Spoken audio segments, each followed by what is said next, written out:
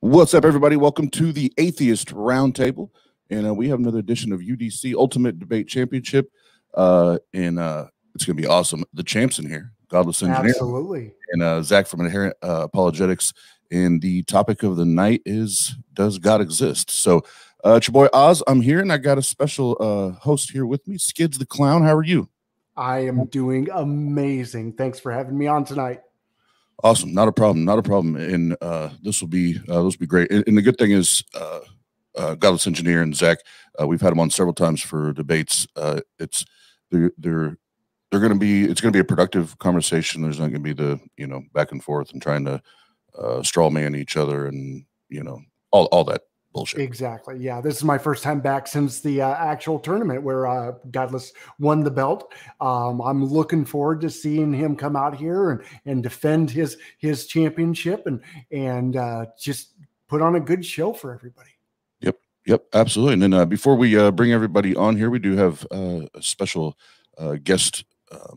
Most channels call it a mod. We do call it a referee here with the UDC, but Shane the Skeptic joining us to make sure it doesn't go off the rails, or we're not talking over past each other, or whatever. I don't foresee that being an issue, but you never know. But before we do that, Skids, you have not this week, but the following week, you have your premiere and debut show coming up here at the Atheist Network Group. You want to talk about that for a second?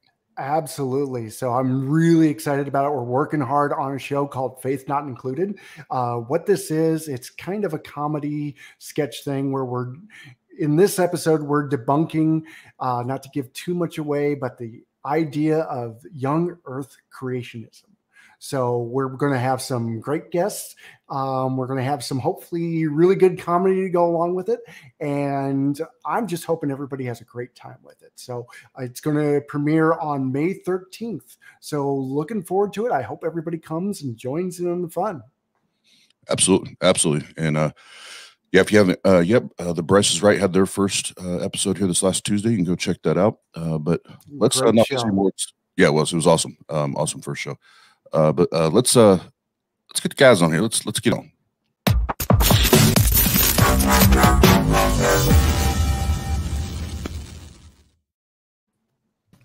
What's up, fellas? How's it going? What's up, ladies and gentlemen? The champ's in here. Oh shit! That's right. I was hoping you didn't notice.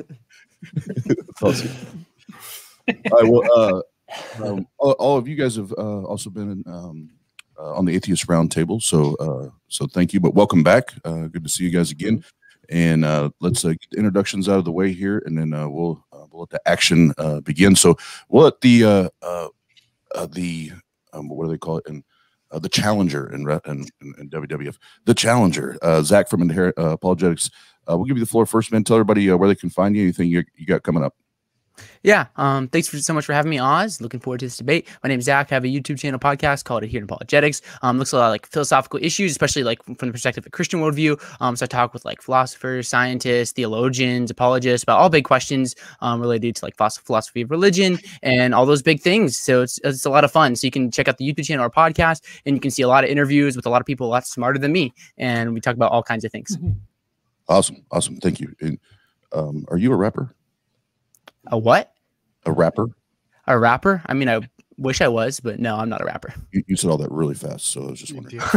I talk fast, so you're gonna have to be in for a little bit of a ride. Yeah, he would have one up on Twista for sure. about just threw a beat up for him, let him go. And next, the UDC tournament champion, the one and only Godless Engineer. What you got going on, my man? Good to see you. Hi. Well, let's see. Tomorrow night, I'm actually hosting the line where anybody that wants to call in and give me shit can. I'm going to be doing that tomorrow. Monday, I've got a video that's going to be coming out where I'm responding to a Catholic friar who has an open letter to atheists. And then on Wednesday, we have another video going out where a guy says that atheism shouldn't exist. So we got a lot of stuff coming up on the channel, as well as our Bible podcast and, probably some clips from various call-in shows that I've done. So, it's always a full week over there on the GE channel, which is Godless Engineer here on YouTube or any other social media platform, except for Facebook. Somebody had already taken the Godless Engineer name, and so it's Godless Engineering on Facebook. But everywhere else, it's Godless Engineer if you want to look me up. Yes, sir. Yes, sir. And then he does have an app, and I'll pull it up in between rounds and so you guys can see it on the screen. But it's called Crestus, and if you haven't downloaded it, the fuck are you waiting for? No, I'm just kidding. Go download it. And then last but not least, our guest referee for this event, Shane the Skeptic. If you want to tell everybody where to find you, and then we'll get this thing going. Yep, you look up Shane the Skeptic on YouTube or on Facebook, you'll find me. My YouTube channel has counter apologetics, debunking, critical thinking, discussion, stuff like that.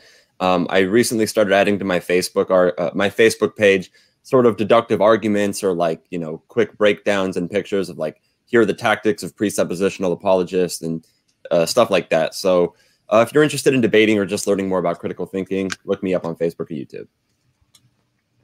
Awesome. All right. Well, for everybody tuning in, I'll give you the structure, and then we'll do it. So it'll be 10-minute opens, 10-minute cross-examination, 30-minute open conversation, and then 10-minute closing arguments. And then if we have time, we'll do a little Q to the A at the end. So, guys, looking forward to it. Keep it friendly, but I don't mind a little spicy sometimes. So,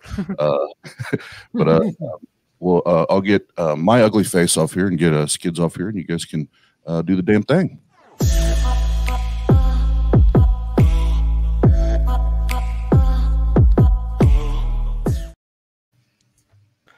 All right, awesome. Can you guys pull my screen up? I share my screen. I have a little bit of a slideshow. Splendid. Are we gonna start whenever? Are we just getting into this? Yeah, just jump in. I got the clock. Alrighty, sounds good.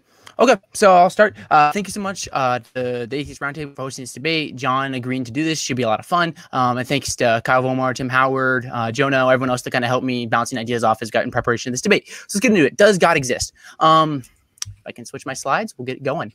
What do I mean by God? So I think if you push me further, I'd say that God is a perfect being, a maximally great being. But my definition for this debate is a necessary mind that created the universe.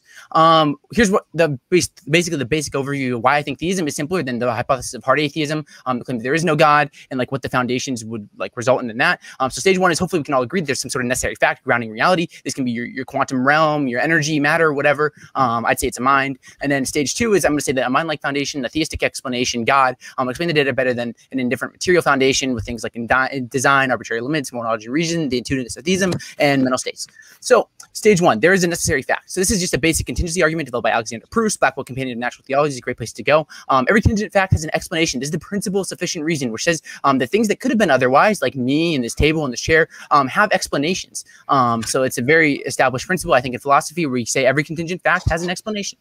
So I have an explanation through my parents. This table has an explanation from the factory, like that. There'd be a contingent fact that includes all other contingent facts. So let's say that there's a contingent fact of me talking to this computer right now, seeing these people on the screen. So there's a multiple contingent facts here. We have my existence, which is dependent on my parents, the computer, which is dependent on the Apple factory, and things along the like. I think we can also form a big conjunctive contingent fact, the BCCF, which is a contingent fact that contains all contingent facts, think that all things that could have been otherwise. You could say this is everything that would exist in maybe the universe.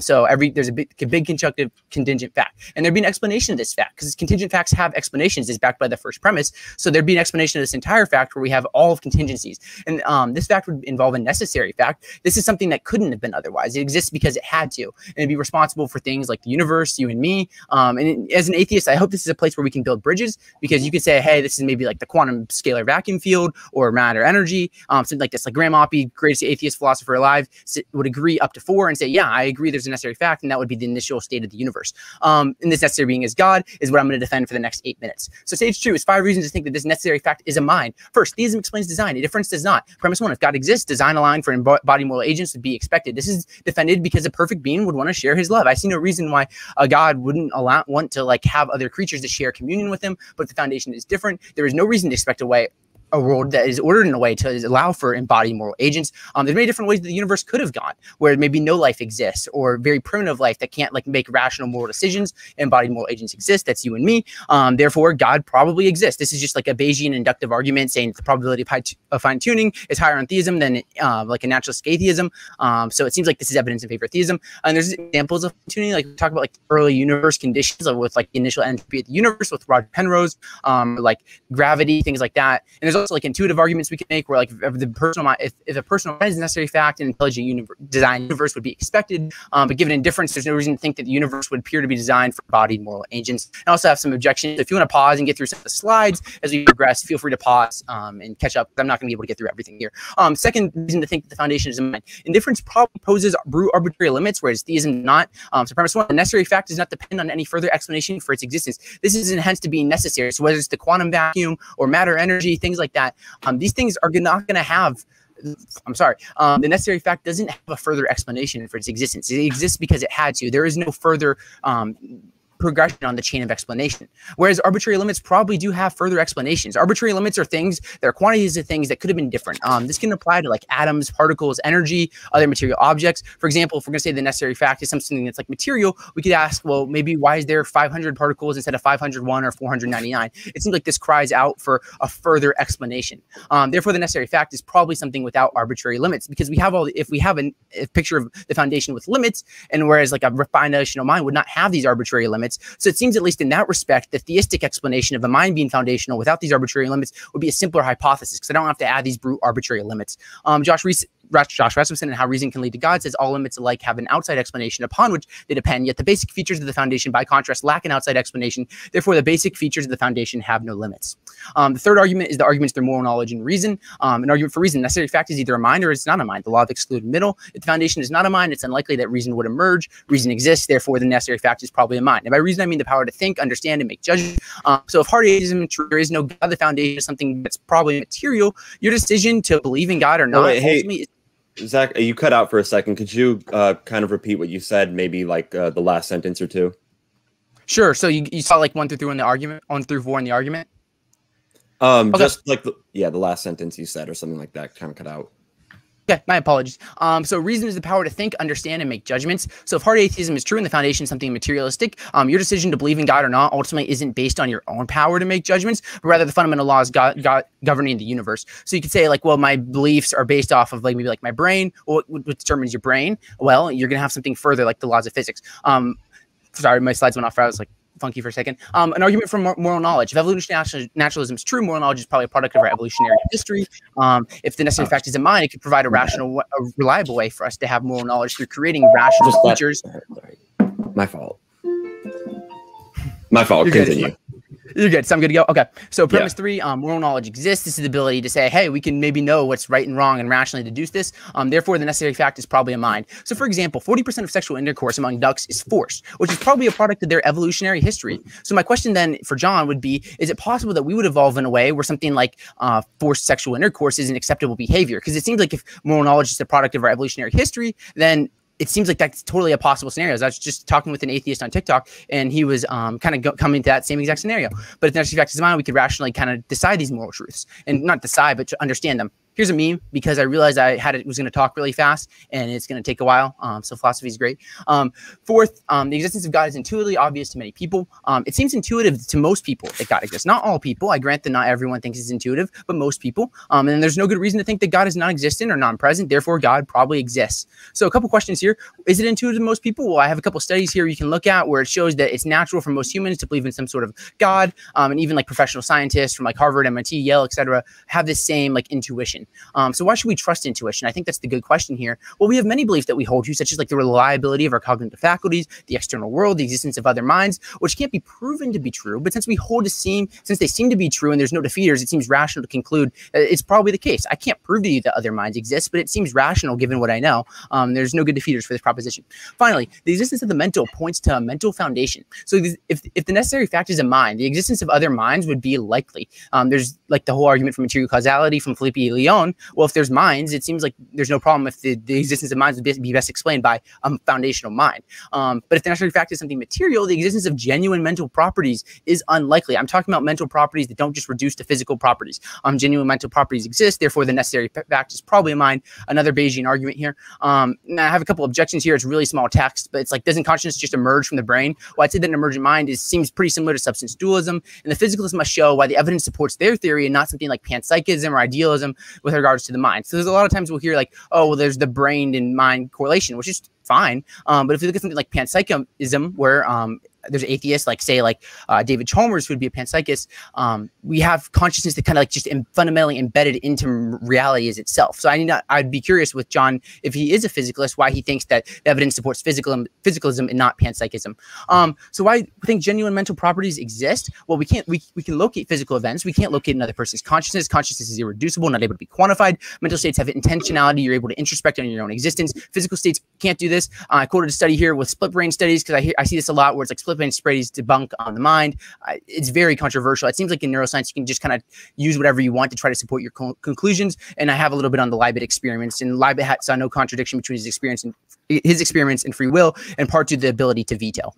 But what best identifies the data? So we're coming to the end here. What best explains the reality? We must ask, does the reality look like it came from a mind foundation or a non-mental foundation? A mental foundation would explain fine-tuning, contingent facts, moral knowledge, reason, and intuitive belief in theism, mental states, and pose no arbitrary limits. Whereas the hard atheistic hypothesis with some sort of material foundation is going to not have this happen. Theism can unify all these data points by pointing to a necessary mind, whereas the atheist is probably going to have to appeal to independent brute facts. I think we got to prefer an explanation that can make unrelated phenomena related. That's why we have quantum gravity, we have classical mechanics and quantum mechanics, and they seem to be contradictory. We don't know what's going on. So we say, hey, we got this quantum gravity idea, which would kind of unify these two theories and make physics more coherent as a whole. John will probably have to show why my reasons fail, or why it's more probable to think the foundation is not a mind. And lastly, theism is not an alternative, but it's a rival hypothesis. To say theism is likely to be true, you need to provide another theory. And I understand that John isn't saying that God does not exist, so I'm not asking him to prove that. That'd be silly, and I don't think theists should do that. My main point, great quote from Trent Dower to close this off. The standard model of physics posits 16 fundamental particles that fit into 3 categories. Some theists think that the simplicity of a theistic universe should be assessed similarly. Theism postulates one brute fact, which you could say is a perfect mind, and the follows that in conjunction with necessary truths about value. Bare theism's fact is the existence of a person with 2 properties, knowledge and power, held in the simplest possible way, zero limitation. Naturalism lacks this kind of explanatory simplicity systematically. There will be quite a number of brute facts, the existence of contingent beings, the existence of the number of laws, and the many particular parameters of those laws, and so on. Count up the number of brute facts in naturalism by the same method used earlier will be difficult, but it seems that inevitably it postulates more than one brute fact, existence with only 2 properties held in the simplest ways. So my conclusion here is that theism has more explanatory power and less fundamental commitments. So thank you.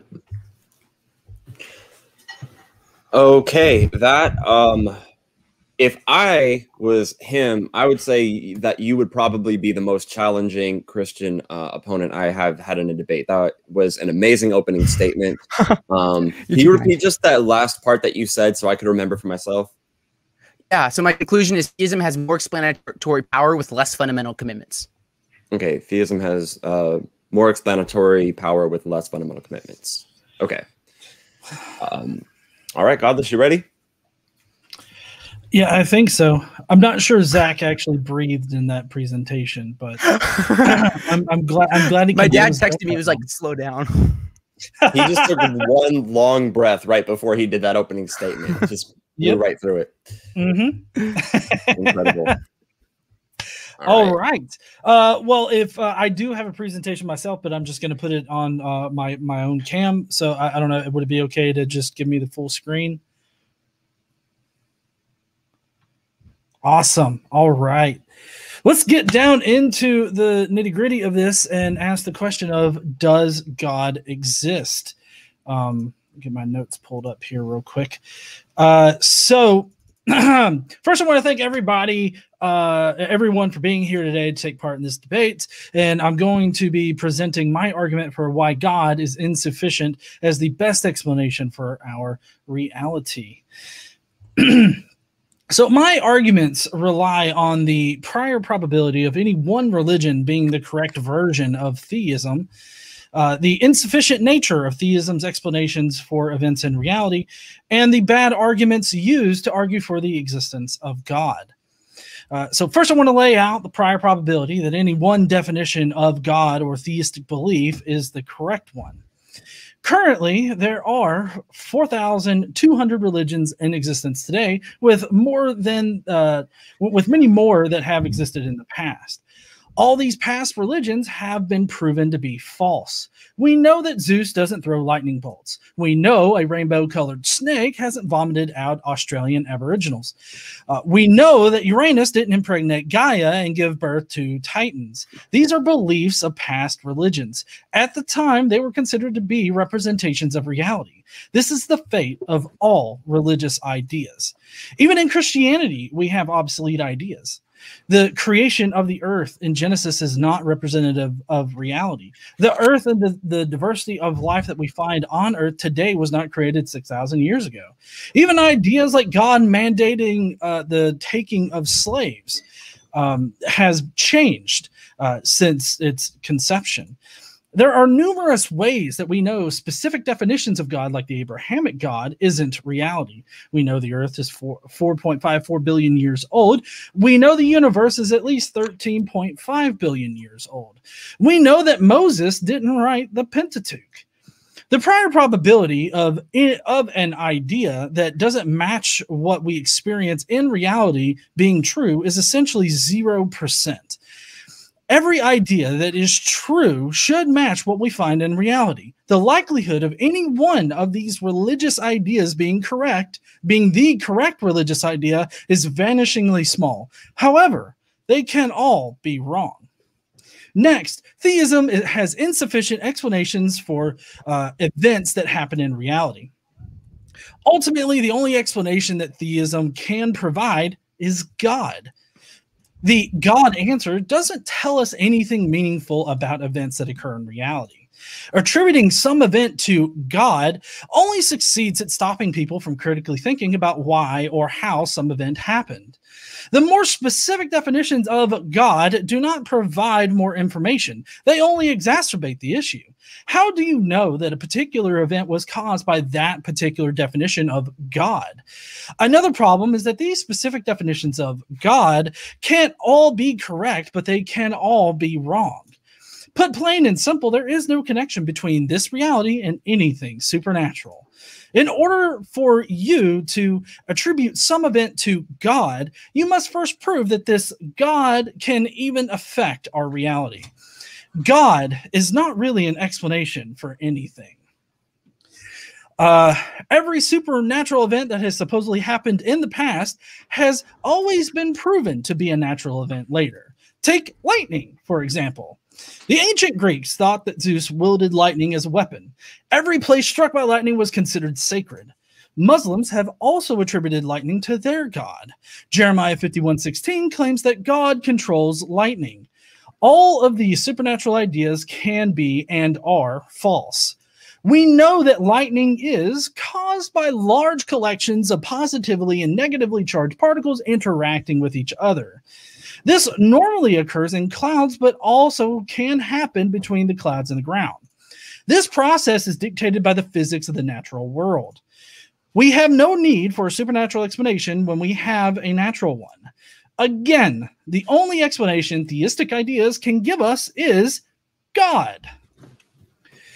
And now to get to the arguments for God's existence. And This was prepared separate from obviously the opening statement that was read here tonight. We'll get into that a little bit more. These are some of the most common arguments for God that I've run into. They are by no means a complete list of arguments, and I'm really, really excited to get into the discussion over the many arguments that Zach has provided tonight.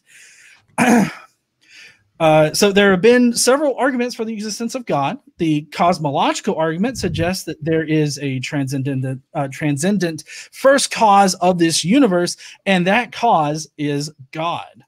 This argument makes a leap in logic from what caused the inflation of the universe to God. The bigger leap in logic occurs when it is used to suggest a specific definition of God.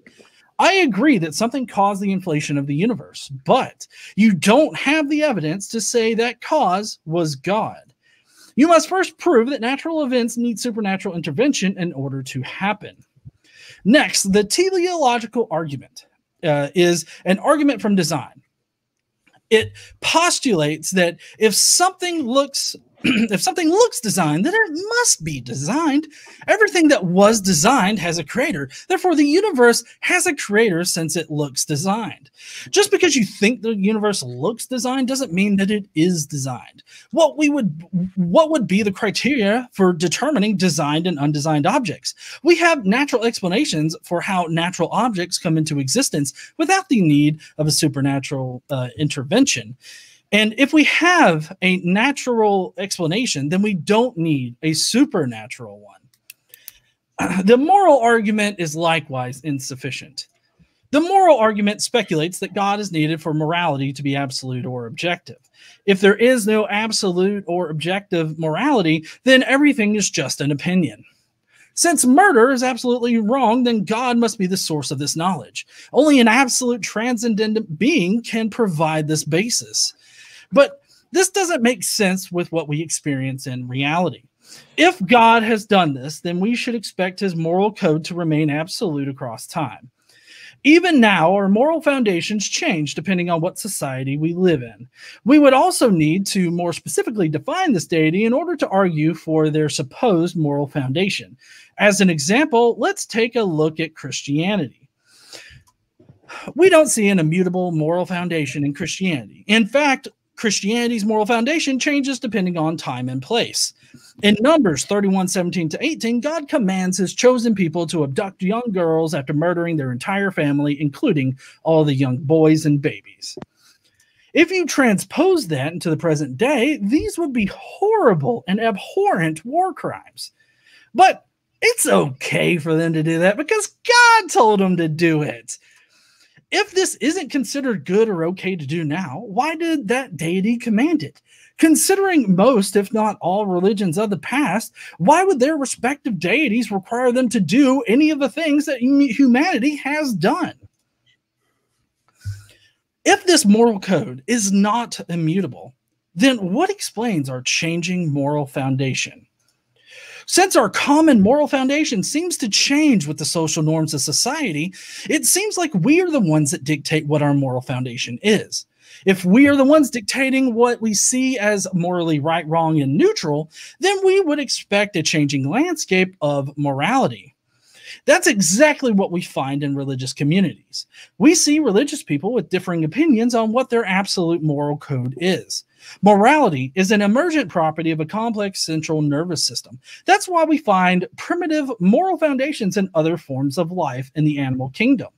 It's why our notion of right and wrong varies depending on the time and place that we exist. This provides an actual explanation for why morality exists as we experience it. Could there be some absolute moral foundation that exists? Sure, there could be.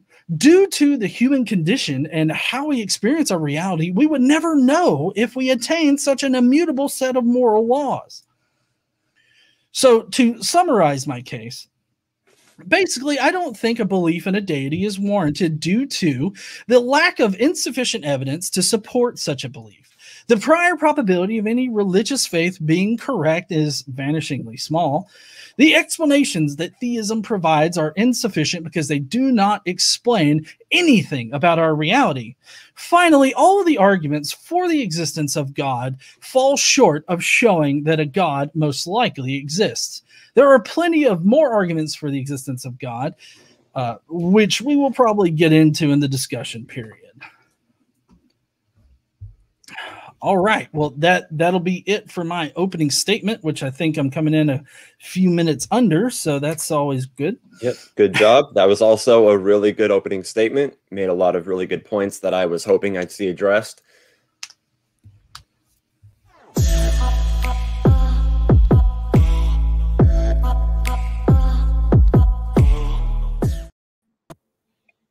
All right, so I want to hear Zach in a rap battle with Busta Rhymes. That would be amazing. Holy shit. How does he breathe? I think if this competition was judged based on word count, we've already got a winner. There is no way GE can catch up to the amount of words that Zach said in that 10-minute period. Not possible. Yeah, actually, when I say this, I mean very amateur, but I love the freestyle. I love hip hop. I'm a hip hop head, and I was more mesmerized by that, to be honest. But no, I'm just kidding. No, both of them did a great job, and that's the field out stage, opening arguments and everything. Any takeaways from that for you there, Skids? Both presentations were really strong. They had visuals, so I could actually follow along and read and learn something. So I think they're both off to a great start. Yeah, I agree. I was actually I opened up Fruity Loops Studio, and I was making a beat for Zach as he goes for when we get into the closing statement that we can rap to the beat. So, all right, for everybody watching, we have the next round, which is the cross-examination. So, gentlemen, just remember, it'll be Zach will go first. It'll be Zach asking the questions for his 10 minutes, and then GE, the second 10 minutes will be his, and you're just answering the questions. So, cross-examination, 10 minutes. Let's do it to it.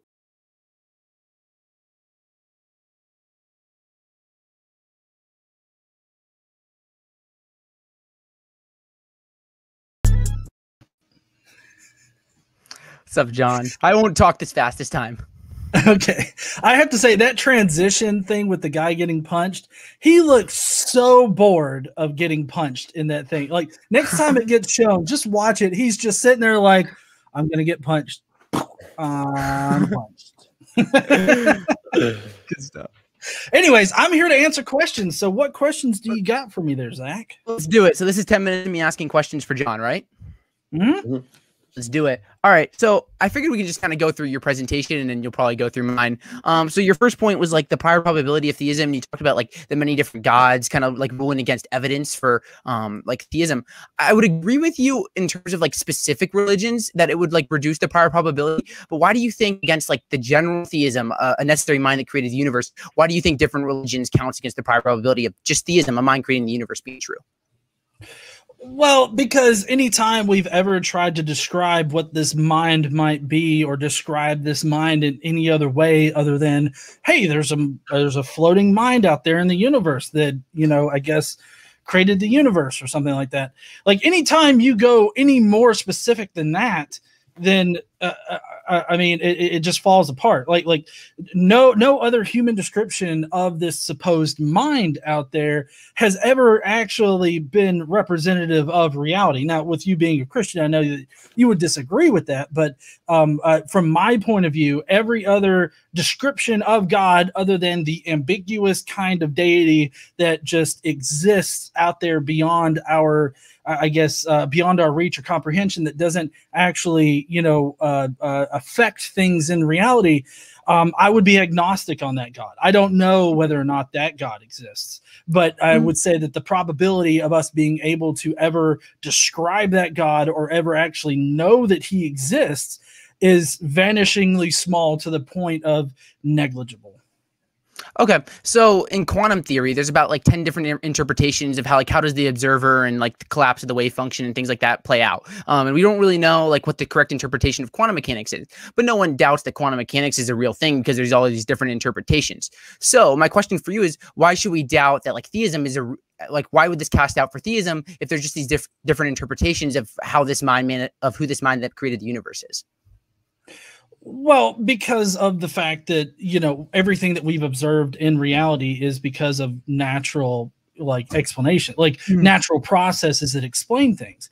So, I mean, the fact that, and this kind of goes into the prior probability again, the fact that everything ends up resolving to a natural process that has no need for some kind of supernatural either mind or creator or anything like that in order to make those things happen, then I don't see any reason to believe in it. But like for quantum mechanics, while it is an emerging field and we do have a lot of like hypotheses surrounding it, we do know some very basic things about quantum theory that we have evidence for. So, I mean, I would say that quantum theory has much more evidence than any definition of God or any idea of God, including the general idea of God. Okay, yeah, I appreciate that. And I would obviously disagree because I think there's lots of evidence for God, but we can save that for later. The supernatural natural distinction was really interesting to me because, like, as I was listening to some of your videos, I was really curious about this. I'm really looking forward to asking you this. But because I think by your definition, I might be a naturalist. So, how do you define the supernatural versus natural? What's that distinction to you? Well, I mean, the supernatural would be something that I guess exists outside of nature, but can, I guess, affect things within nature. And so what we would need as far as proving whether or not a mind or a god or deity, whatever you want to call it, exists outside of reality in general, you would have to find some kind of connection between the natural world and this supernatural realm that everybody that believes in a god thinks exists. But the problem is, though, at least from my point of view, is that we don't have any evidence to suggest that these supernatural events ever happen or that anything from outside of reality can affect us within reality. So it kind of seems like, to me at least, there's no point in believing in this connection if there's no evidence to suggest a connection. Okay. Can I interject really quickly and ask a question? Are both of you arguing based off of the premise that if there's a God, it's a supernatural being, or is there room for the potential of there being a God that exists, but as part of the natural world? I think it just depends on how you define the supernatural natural distinction. Because if you say that like what's natural is everything that exists in reality, I'd be a naturalist. But if you're gonna say like disembodied minds or I'm sorry, Godless, is that what you were saying? Well, I mean, typically, every definition of this ambiguous God, just a basic theistic God, is that it created the natural world, and so I don't see how like it could create the natural world but also exist inside the natural world. I think I was actually referring to how he was. It seemed like he understood you to be defining naturalism as everything that exists in reality, but it seems like if that's not really what you're saying, you're saying naturalism is more what we know of, like natural elements, principles, relations. But okay, I just wanted to make sure because that you weren't defining supernatural as being not real. Yeah, so if I can, I guess what I would say is natural is anything that exists within our universe or a universe in general. Okay. Just am I going to keep going? Okay. Yep, keep going. Okay.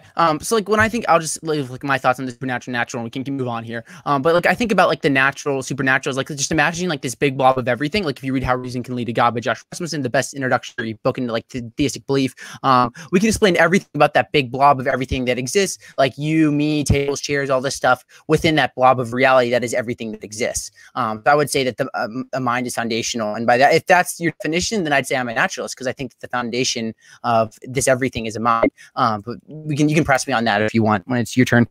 So we talked about the insufficient explanation thing. Because the supernatural natural distinction, I think most of the time it's just kind of garbage. Sorry, because I don't really understand what it means. But we can just move on from that. The insufficient explanations here. So what do you think about my arguments, Jot? Are all my arguments saying I don't know, therefore like God did it? Or I don't think that's what you said, but it sounded like something similar to that. Like, is that like what you got from my arguments? Well, just to be completely fair here, I guess in either my cross-examination or the open discussion, we'll probably have to really drill a bit more into it because I'm from the South. I don't speak like, high-speed train speeds. Because everything that I got from you was like God is a necessary fact. There was some arguments from design in there. There's morality.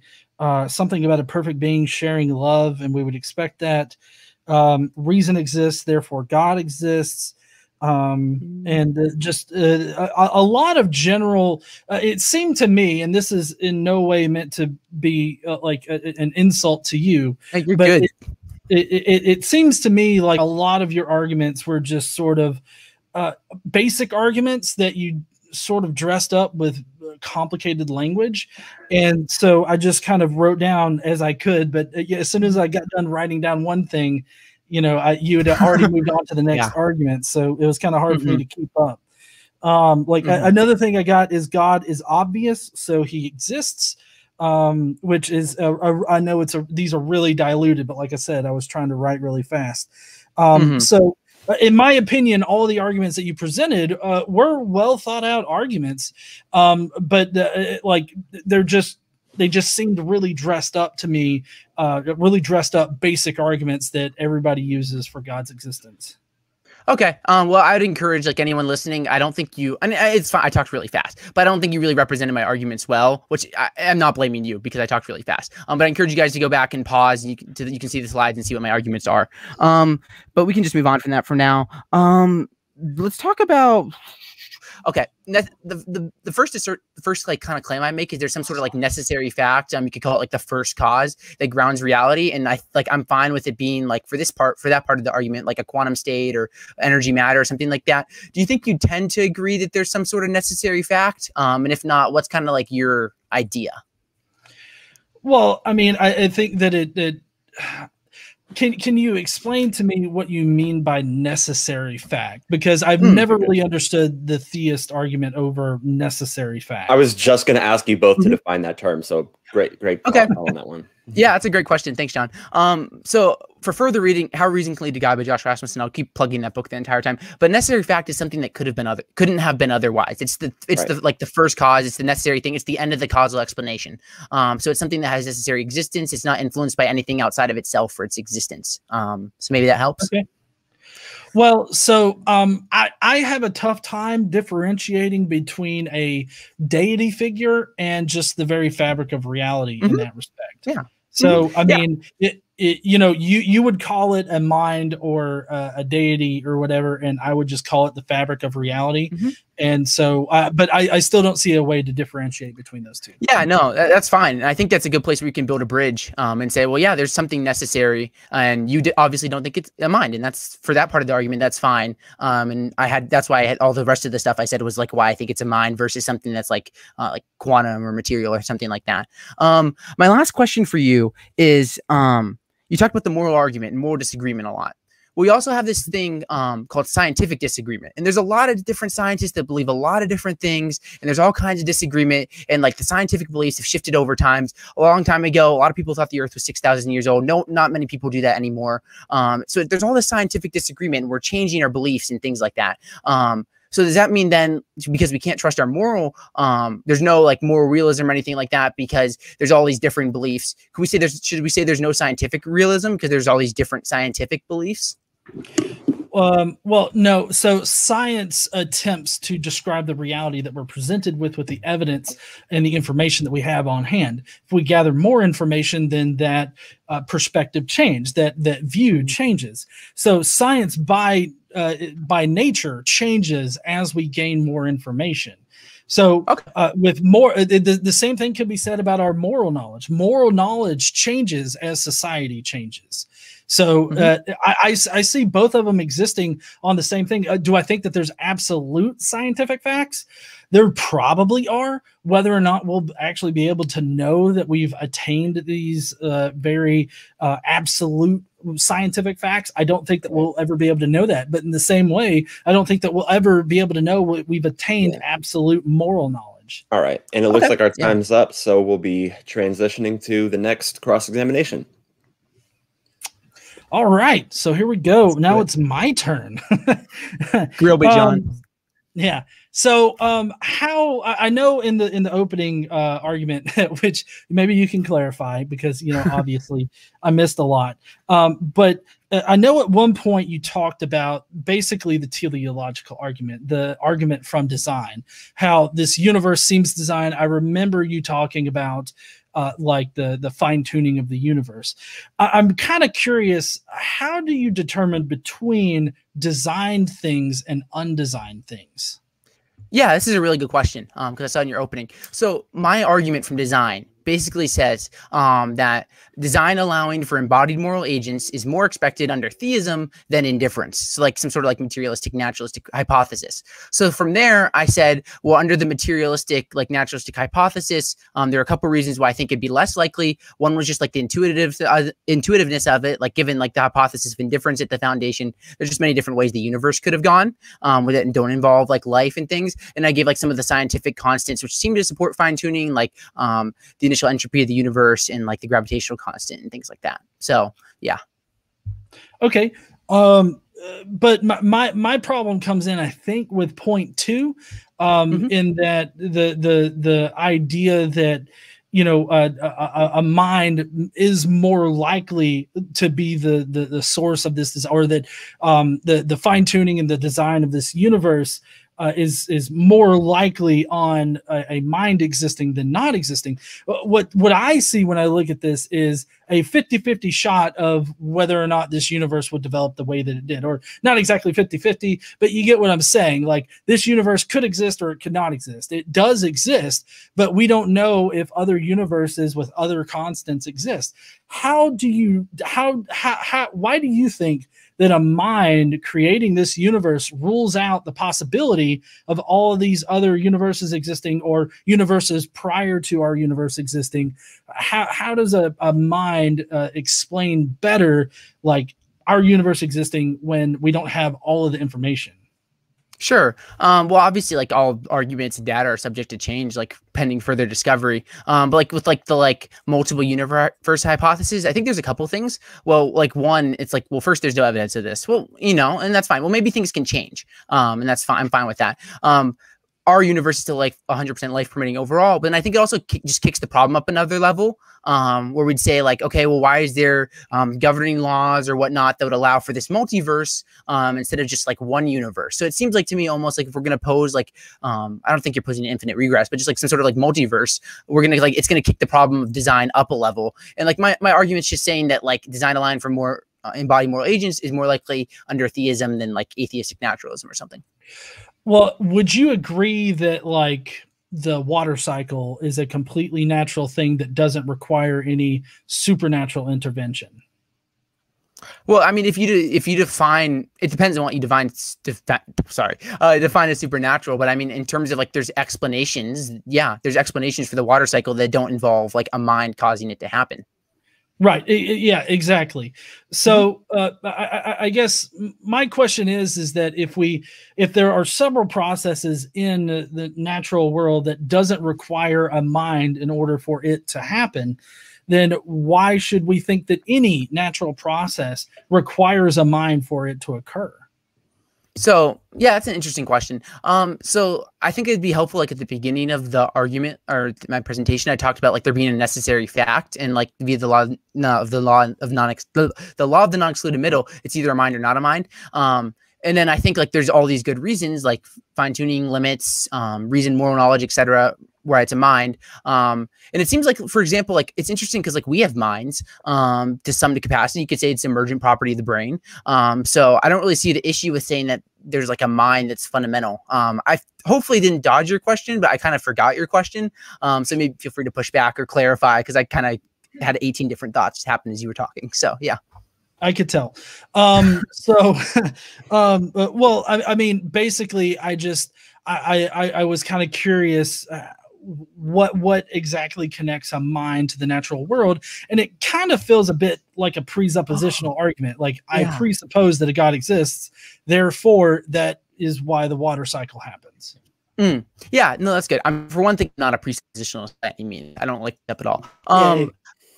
But like, why I think that like why am I positing this mind when material explanation can do all the work? That's a good question. One of the things I kind of wonder, I think it was Berkeley, he's a philosopher from I think like the 18th century, and he talked about this idea of like, how do we know there's a mind independent reality at all? You see, we have this material world and there's causes and effects, at least we think there are, but then he's like, okay, well, couldn't I just be wrong about the material world or something like that? And it's like, well, yes, I could be in the matrix. Could I be wrong about my own existence? No, I think therefore I am. It seems like a pretty fundamental thing. So I'd honestly argue that like mind is prior to matter in terms of like levels of reality, because it seems like from our own experience, our own minds come before our knowledge of the material world. I couldn't be wrong about my own existence, but I could be wrong in that this computer in front of me actually doesn't exist in terms of like material sense. So my question would kind of be like, well, how do we know that there's a material world existing independently of any minds? So, yeah. Okay. Let's move to, since we're talking about minds, let's move to your reason exists, therefore God. Would that be a pretty basic representation of that argument? I don't think so. I mean, I can read out the whole argument if you want. I don't know. Well, I mean, we do have 5 minutes, but you can read it in probably about 10. It's pretty short. So I'm just pulling it up here. So it says the necessary fact is either a mind or not a mind. Law of non excluded middle. If the foundation is not a mind, it's unlikely that reason would emerge. Reason exists, therefore the necessary fact is probably mind. So another like Bayesian argument that reason is more likely under theism than naturalism. But the problem is that I have with that argument is that our minds use natural processes in order to operate. There's nothing inside of our mind that exists supernaturally or anything like that. So the fact that our brains are these biochemical machines, it seems to me like just like the water cycle, our brains don't need any kind of special explanation in order to explain why they work, or how they arose naturally.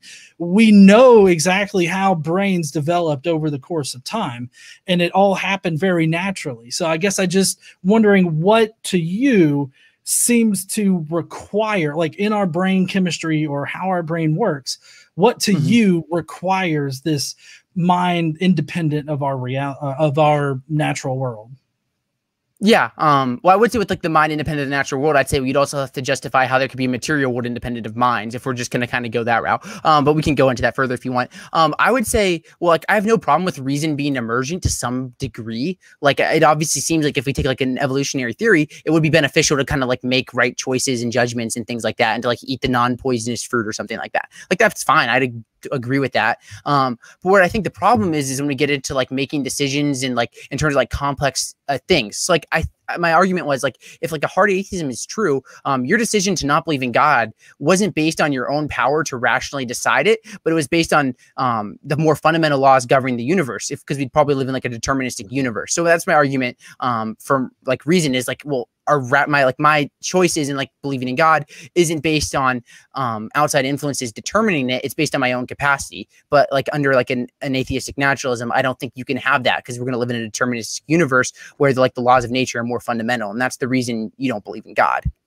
So hopefully that helps. Well, I mean, what's your evidence that we don't live in a deterministic universe? Like we don't live in a universe that that isn't controlled by a mind, that everything's just operating naturally. And, it's been said, I can't remember who said it, but it's been said that if we could know the positions and velocity of every single atom in the universe, then we could predict what will happen in the future. I think that's Daniel Dennett. Yeah. Oh, is it? Sorry to interrupt. Yeah. No, that's fine. But in any case, you know, I think that, you know, applying that massive amount of knowledge that, you know, we could potentially tell the future. So I'm just kind of curious, what to you seems to indicate that our brains don't operate biomechanically without this mind independent thing? Yeah, that's a great question. So there's a few things. Like one, like free will just seems intuitively to be true. That doesn't mean it's true, but it just seems intuitively obvious. Like in the same way, like there's other minds or there's external world and external world. It seems intuitively obvious to me that I have free will. And then there's arguments like we could talk like the moral consequences of like determinism, where it seems like there's these really bad consequences that seem very unlikely to be true. With regards to like if there isn't free will, and yeah, that's a couple things. And I kind of lost my train of thought when I saw the timer. My brain's kind of scattered right now. I think my opening statement like depleted my lungs or something. So we hit our time on that. I want to say really quickly before we transition to the next period, my understanding, and we can continue this in the open discussion, is that what Zach's saying is that you need some justification for there being matter existing independent of minds. And what you're saying, what Godless Engineer is saying, is that our minds are composed of atoms that are in the material world. And that seems to say, like, what is, you know, turns the question to what is the justification for there being some supernatural, or saying that the mind had to exist prior to the material world. Does that seem fair to both of you, what I just said? I'll go first. Kind of. I was just like that kind of like response was just to well, John's like, well, don't we just know that there's this material world that doesn't need any minds? Well, I was like, okay, well, couldn't we just say that there's just this mental world and we don't need anything to explain material? We can explain everything mentally. So that was just in response to like an argument from John. I wouldn't kind of like stamp my foot down on that position. So yeah. Okay, but Godless, did my understanding seem to fit your point? Yeah, I think so.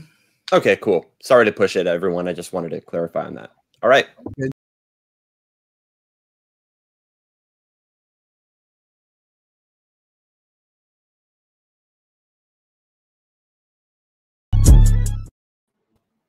Yeah, Godless Engineer hit the nail on the head. That guy looks completely bored while getting punched in the mouth. Yeah, now that he's pointed that out, I cannot see that clip the same way. Yeah, it was almost like, oh, God, I was about to go to sleep, man. About to go to sleep. No, but again, Zach and Godless Engineer, thank you for that. And I do appreciate, and got to give you guys respect for the respect and how you guys are having your debate and your conversations. Thank you for that. What do you think so far, Skids? It's a very, very respectful contest. They're definitely giving each other time to speak, which, you know, goes definitely in favor of Zach since he can get so much thrown in a short time. You know, Zach's throwing a lot of punches. It's these quick jabs, but G is kind of just, you know, waiting for his time and then making great points. I think they're really doing the best they can tonight. Great effort. Great effort. A for effort.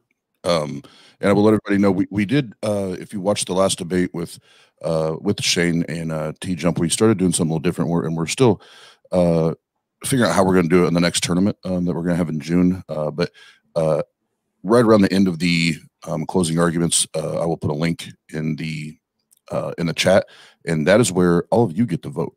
Instead of it just being on the hosts to do that, we want to get the viewers involved as well. So that link will go out, like I said, as we get closer to the end there. So we'll have some fun, have some fun with that. In the meantime, let's get to it. This is going to be 30 minutes of open discussion. Let's get it on.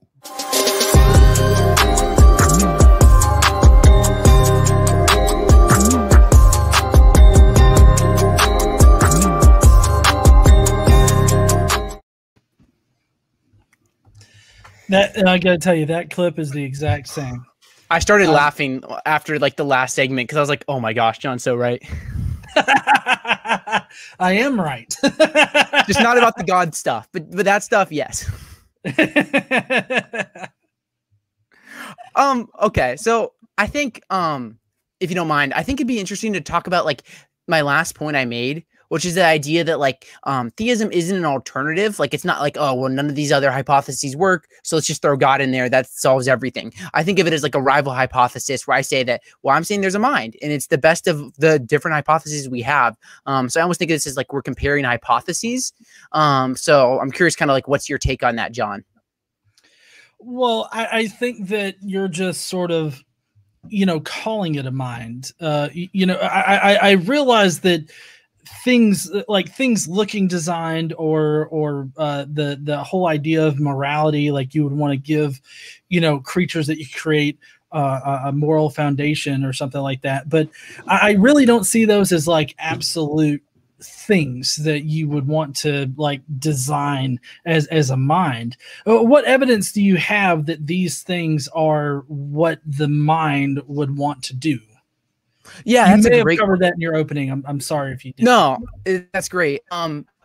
So one thing I said, like, if you press me further in terms of like what do I believe, like specifically regarding God, I'd say like it's a perfect being, like a perfect agent, like perfect moral knowledge, perfect power, things like that. I would say like a perfect being might want to like share his love, allow others like experience the world, things like that.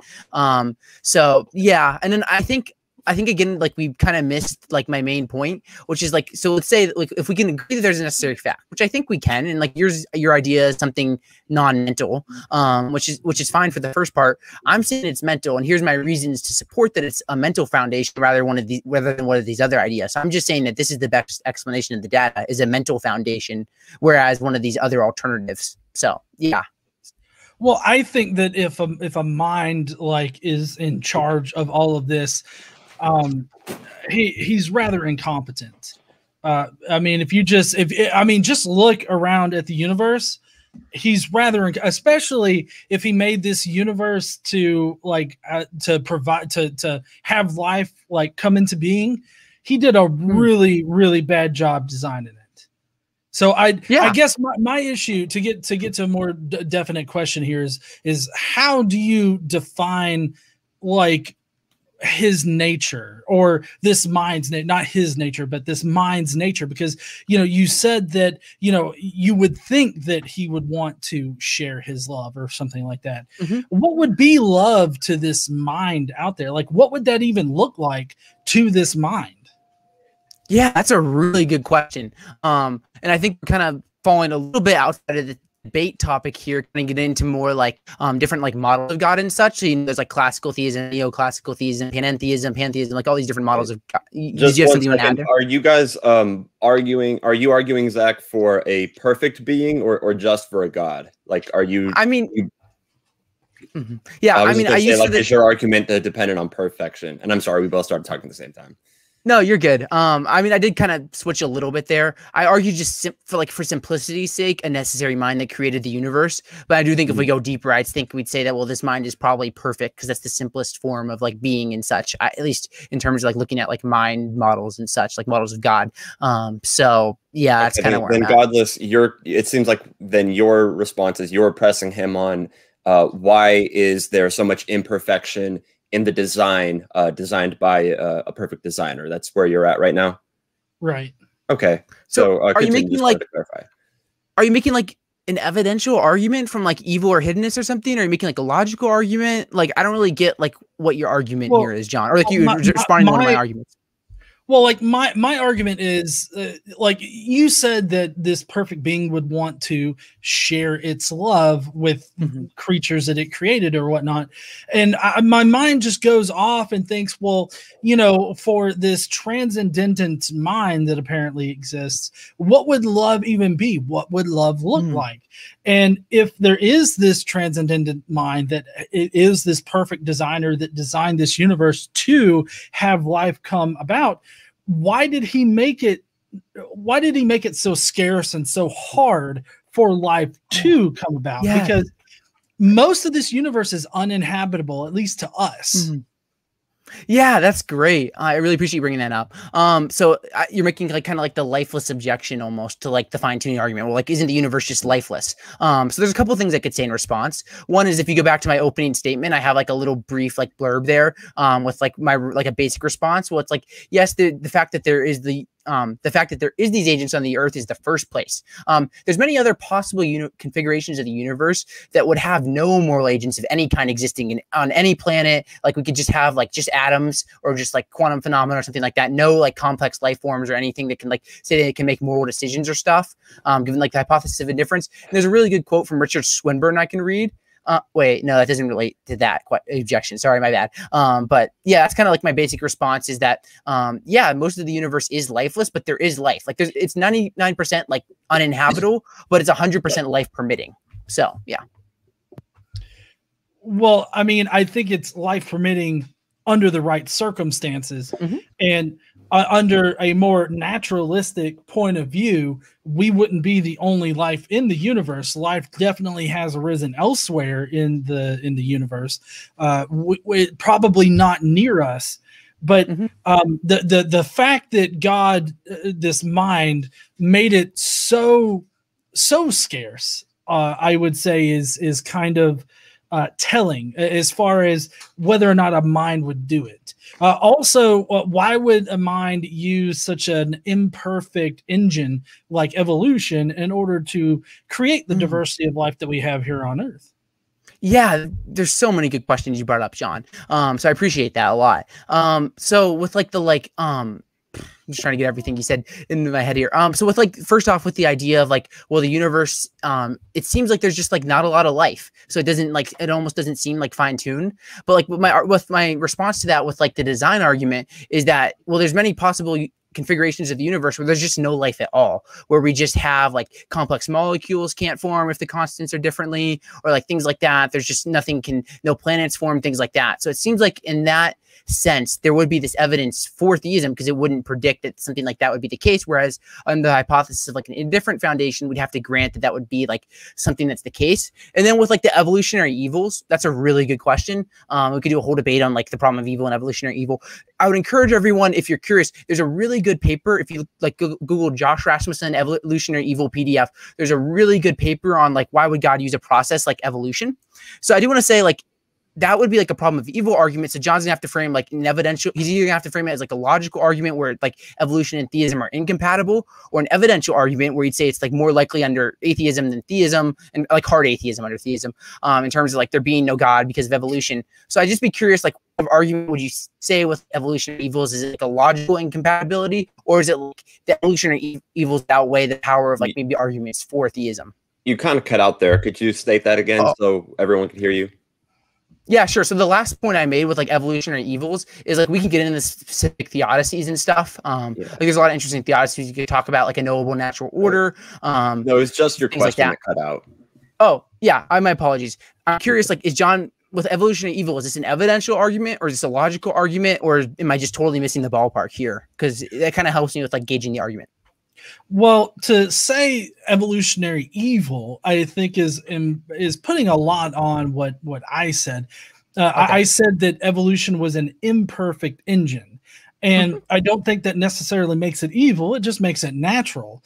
And so the part that I find is incompatible with this perfect mind or some kind of transcendent.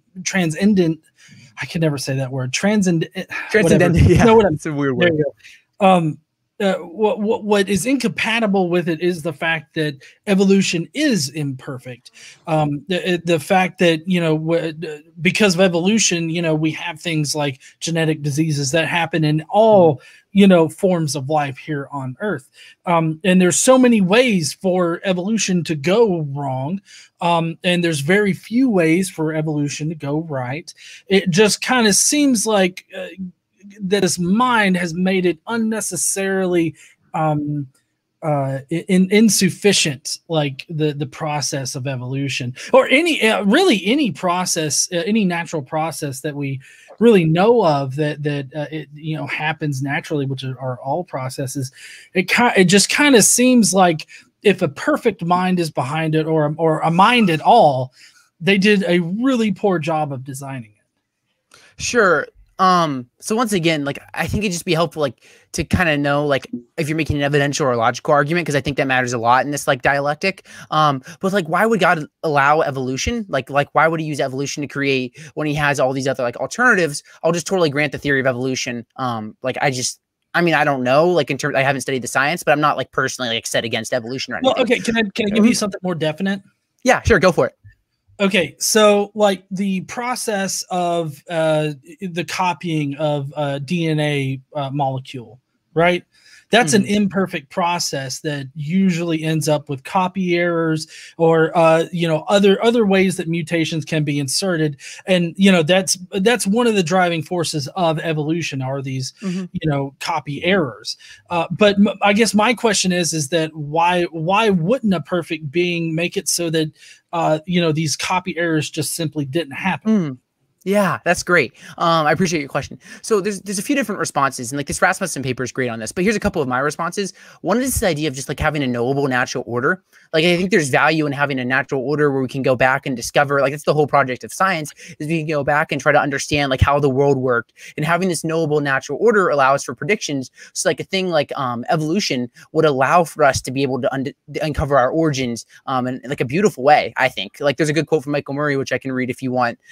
So I won't read it because it's long, but if you want to press me further on this, I'll probably read it. So there's that. And then I think there's things like maybe like the relationship between like God, between us and like other creatures. Like if we look at like having like almost like a tree of life where like in some sense we are related to like every creature and being in the world, like dogs and cats and all that stuff. I think that adds value in terms of like, loving these animals and like seeing these things as valuable because like we're in a sense we're related to them.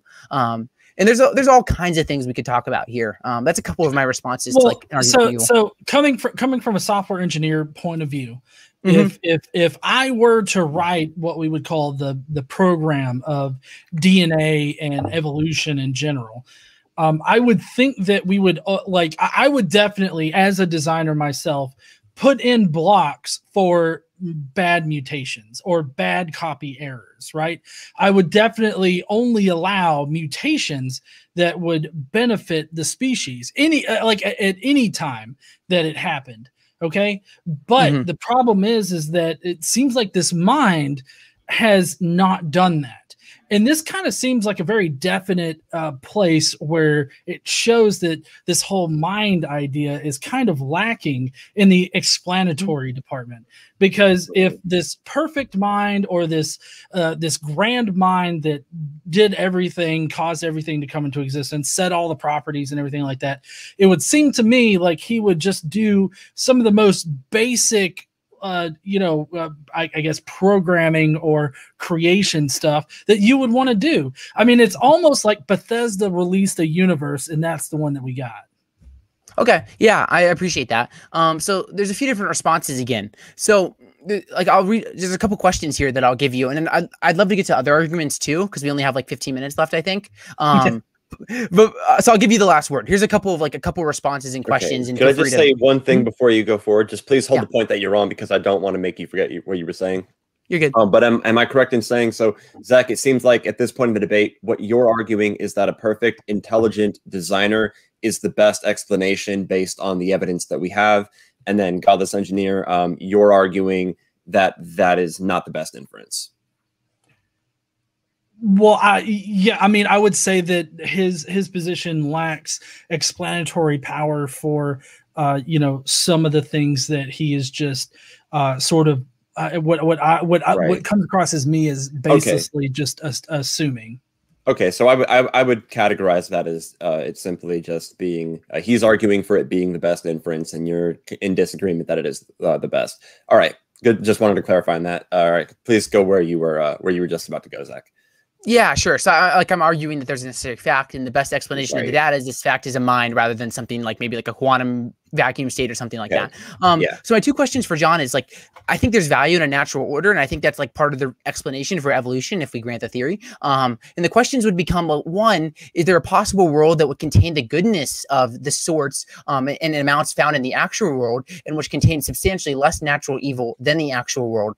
So Michael Murray says this task is hopeless. So my question for you is, I don't know like how plausible it is for there to be like another natural order that contains these great goods that I'd say we can find in this world, but has like a different like kind of like result or a different process for like creation.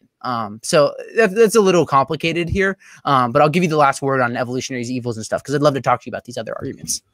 Well, I mean, I would first, want you to define what you mean by good, or what you would mean by evil, because those words are very subjective and they change throughout history. What seems good to us now isn't necessarily good, way back when.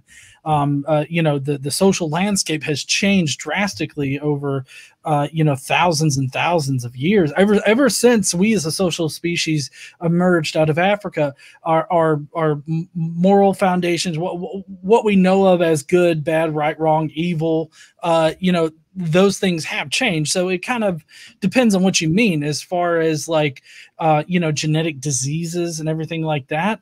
I would think that a mind that would create the universe would also be able to do fundamentally basic design things in the natural world. And we just don't see those very basic design concepts emerging in the natural world where they should be if a mind is responsible. Okay. No, I appreciate that. And I can send you this paper if you want by Josh Rasmussen. If you want, John, I think it's very profitable with evolutionary evils. But we obviously can't get into that more for now. I'd love to talk to you about the argument from limits, because we haven't addressed this at all on the cross exams or anything. So do you need me to kind of go over this argument very briefly again, or do you kind of are you familiar with what I said?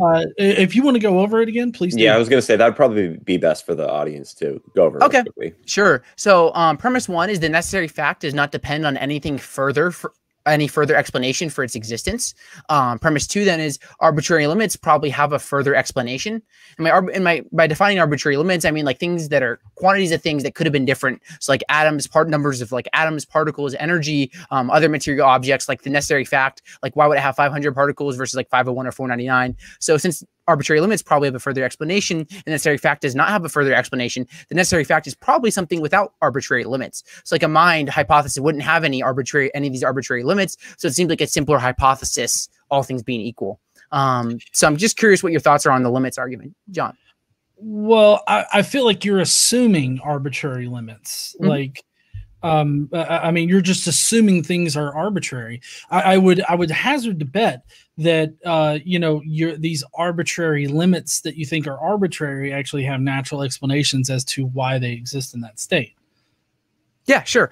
So what we're talking about is the necessary fact. So the necessary fact doesn't depend on any explanation for its existence. Maybe I can be a bit more direct.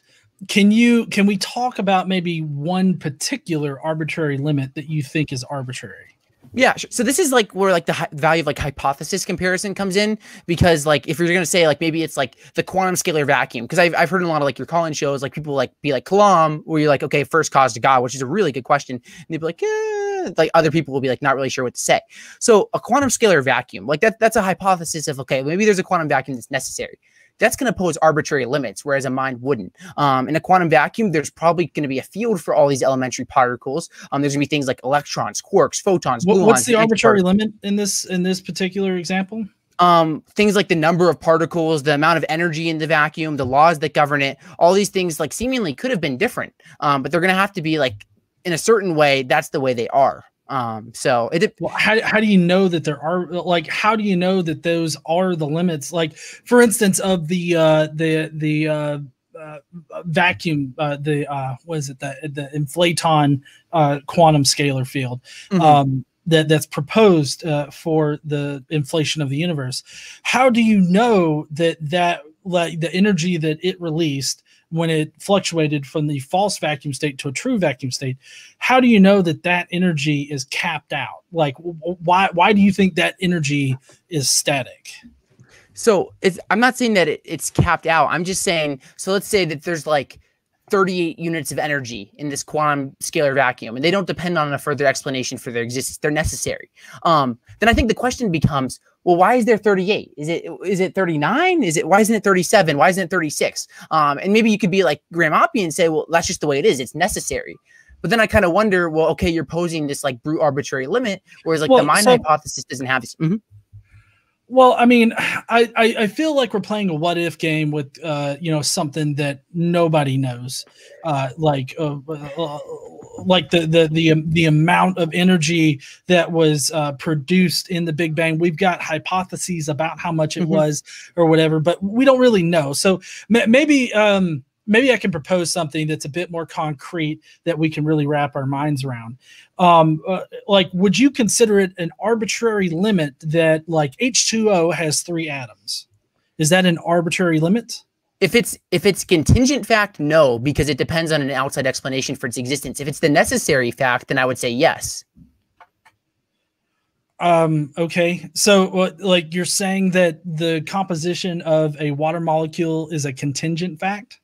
So I would say so, because it depends on an explanation for its existence. Like, how did this water molecule come into being? Well, somehow the hydrogen bonded to the oxygen. Like, for example, I have this water bottle in front of me, and there's like maybe like what, like 200 milliliters of water. That's probably way too little. But like, can I finish? Do you mind if I finish, John? Mm-hmm.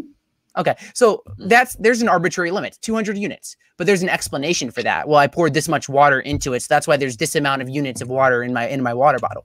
But I'm saying with the foundation, it seems like we couldn't have that arbitrary limits, because limits depend on further explanations for their existence. So whatever is necessary, whatever's at the foundation, it wouldn't be arbitrarily limited, because it's just like we're posing these limits that do have further explanations. So I just don't see why we have to pose these like brute limits. It decreases the prior probability. Right. Well, so I feel like what this ultimately resolves down to is, like, whenever I'm in a discussion about the cosmological argument, and somebody says, well, God had to be the one to create the universe. Mm-hmm. And then it's like, well, who created God? Oh, yeah. God doesn't need a creator. So what this ultimately resolves to is a special pleading argument, because you're specially pleading for this mind, right? And saying that, well, you know, this mind is in the universe, but it also is outside the universe, and it doesn't need any kind of explanation for why it's there.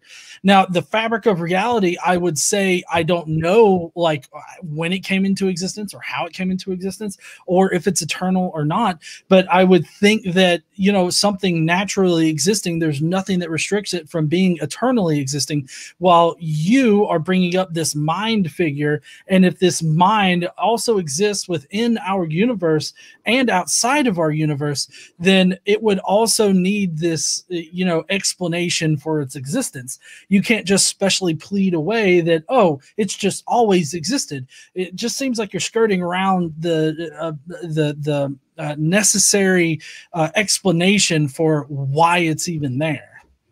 Okay, well, a couple of things. One, I'm just following the premises of my argument. Like, if my first two premises of like the Proust contingency argument are true, or the first three, and then the conclusion follows, then that's just, it's true. But like, okay, are you familiar with Graham Oppy's work at all?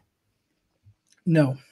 Okay, well, he's a really smart atheist. You might benefit a lot from him. But he has this idea of like the initial state hypothesis. So he's going to say, okay, I'll grant that there's a necessary fact.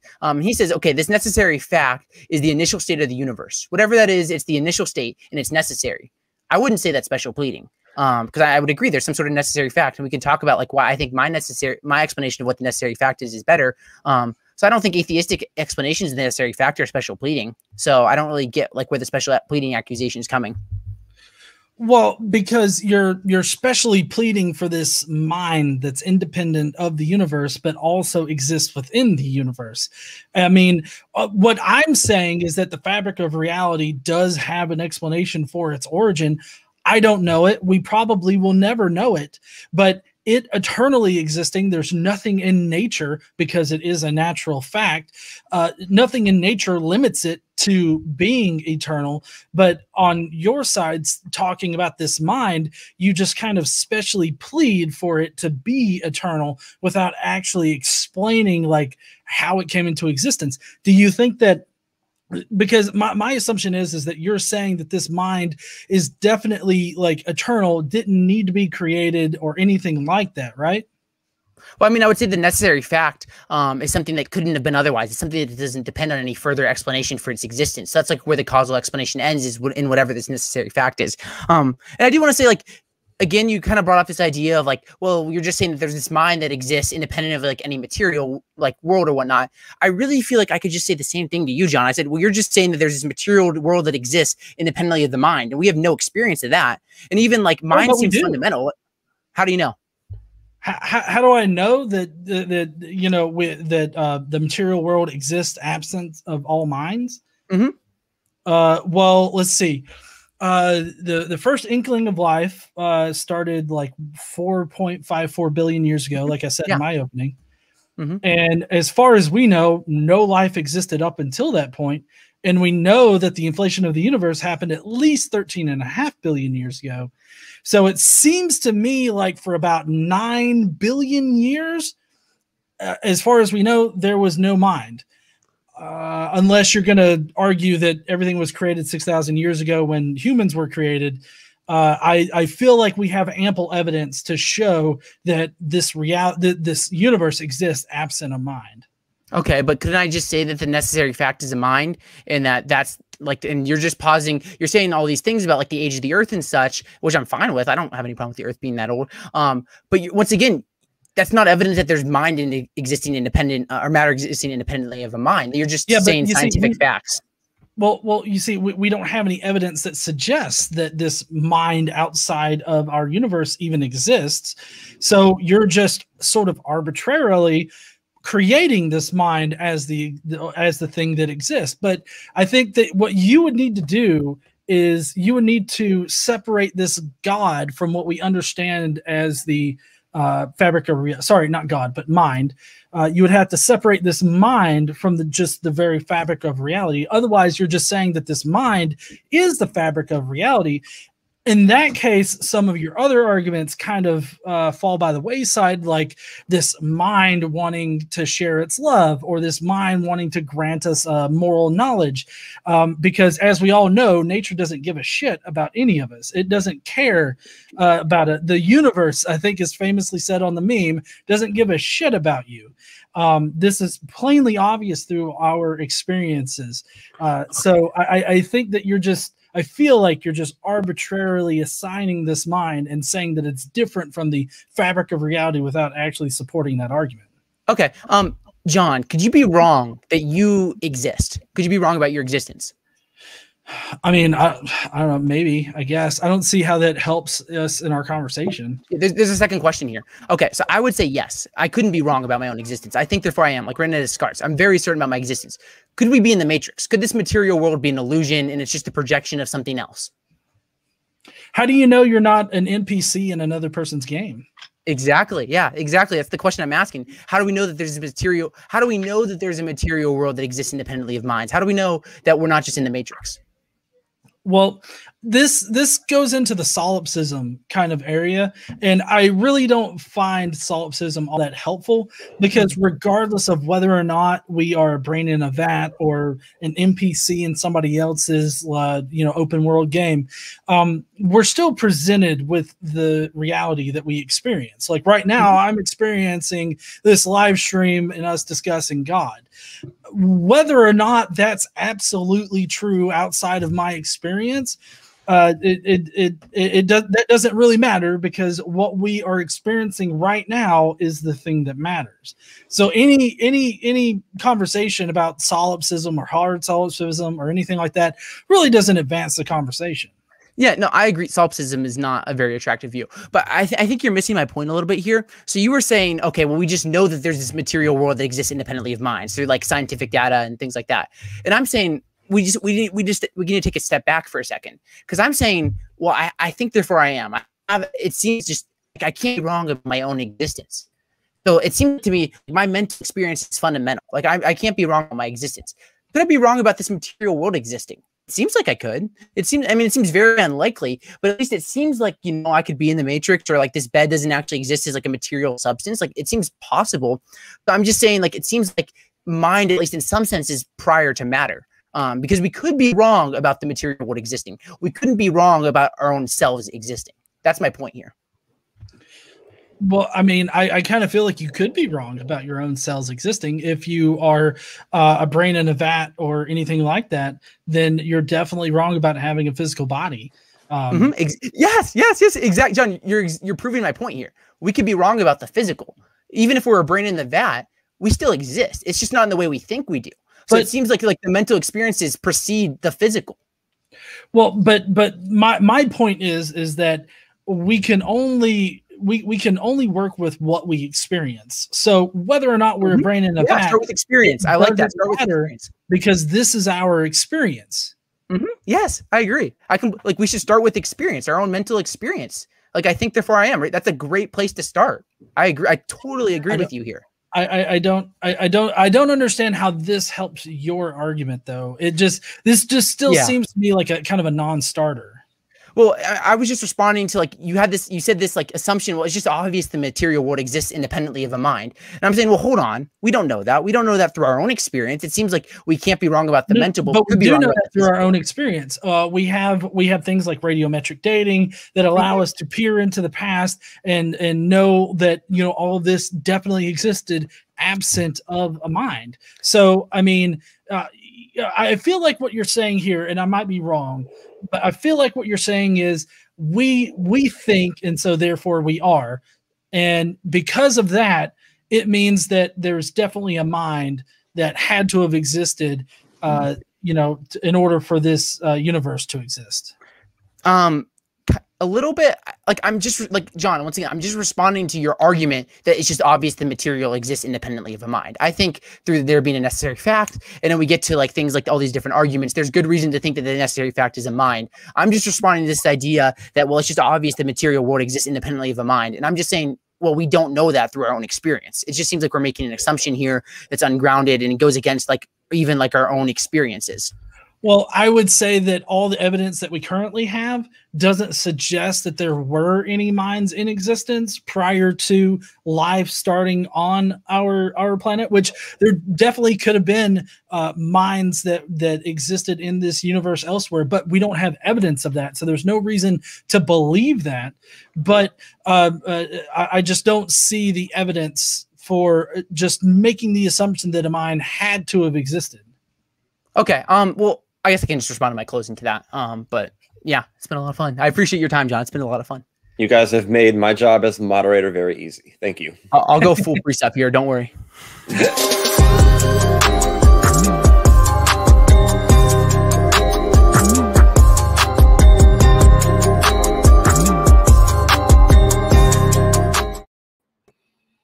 All right. I cannot unsee the boredom on the boxers' faces now. It cannot be undone.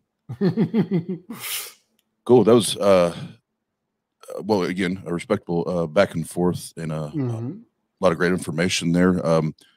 Skids, any takeaways for you?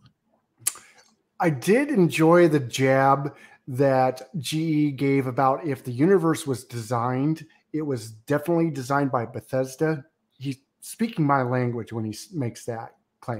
So I other than that, I don't know. I feel that there was some good discussion, but in the long run, it kind of didn't seem like they were using the same words. They were kind of talking past each other sometimes. So, but Shane did a great job of, making sure that everybody was, keeping the conversation on point and moving forward. Yeah. And I will say, Shane, thank you and great job. I think it's great to be able, a great moderated debate makes it easier on everybody, not just debaters, but those listening in. So yeah, he's done a great job there. So and I will say, Zach, I do like that Zach got a little sassy there from him. He was like, "Are you familiar with Grant Hoppy? You probably should. He's a smart guy." Got a little sassy. But the next and final round, we'll get into closing statements. It'll be 10 minutes each. And right as we're getting towards right around the end of the second 10 minutes, I'll put the link up, and everyone that's here, you can vote who you think won. So we'll put that up, like I said, there at the end. And if we have time, I want to make sure we respect the debaters' time. If we have time, we'll do a few questions. If not, go put them in the comment section, and we'll try to keep an eye on them. So let's finish this thing up.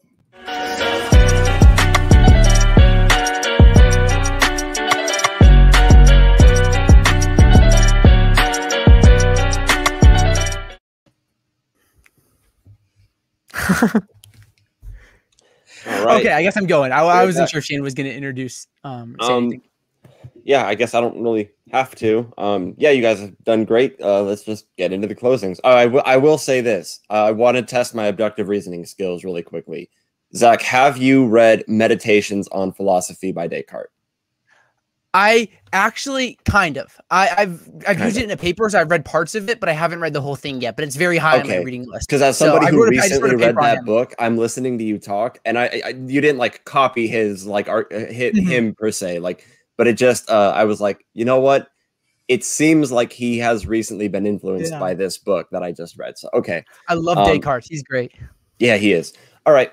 Anyway, who did they say was going first in the closing? I imagine me, because I did the affirmative. Yeah. All right. Go ahead.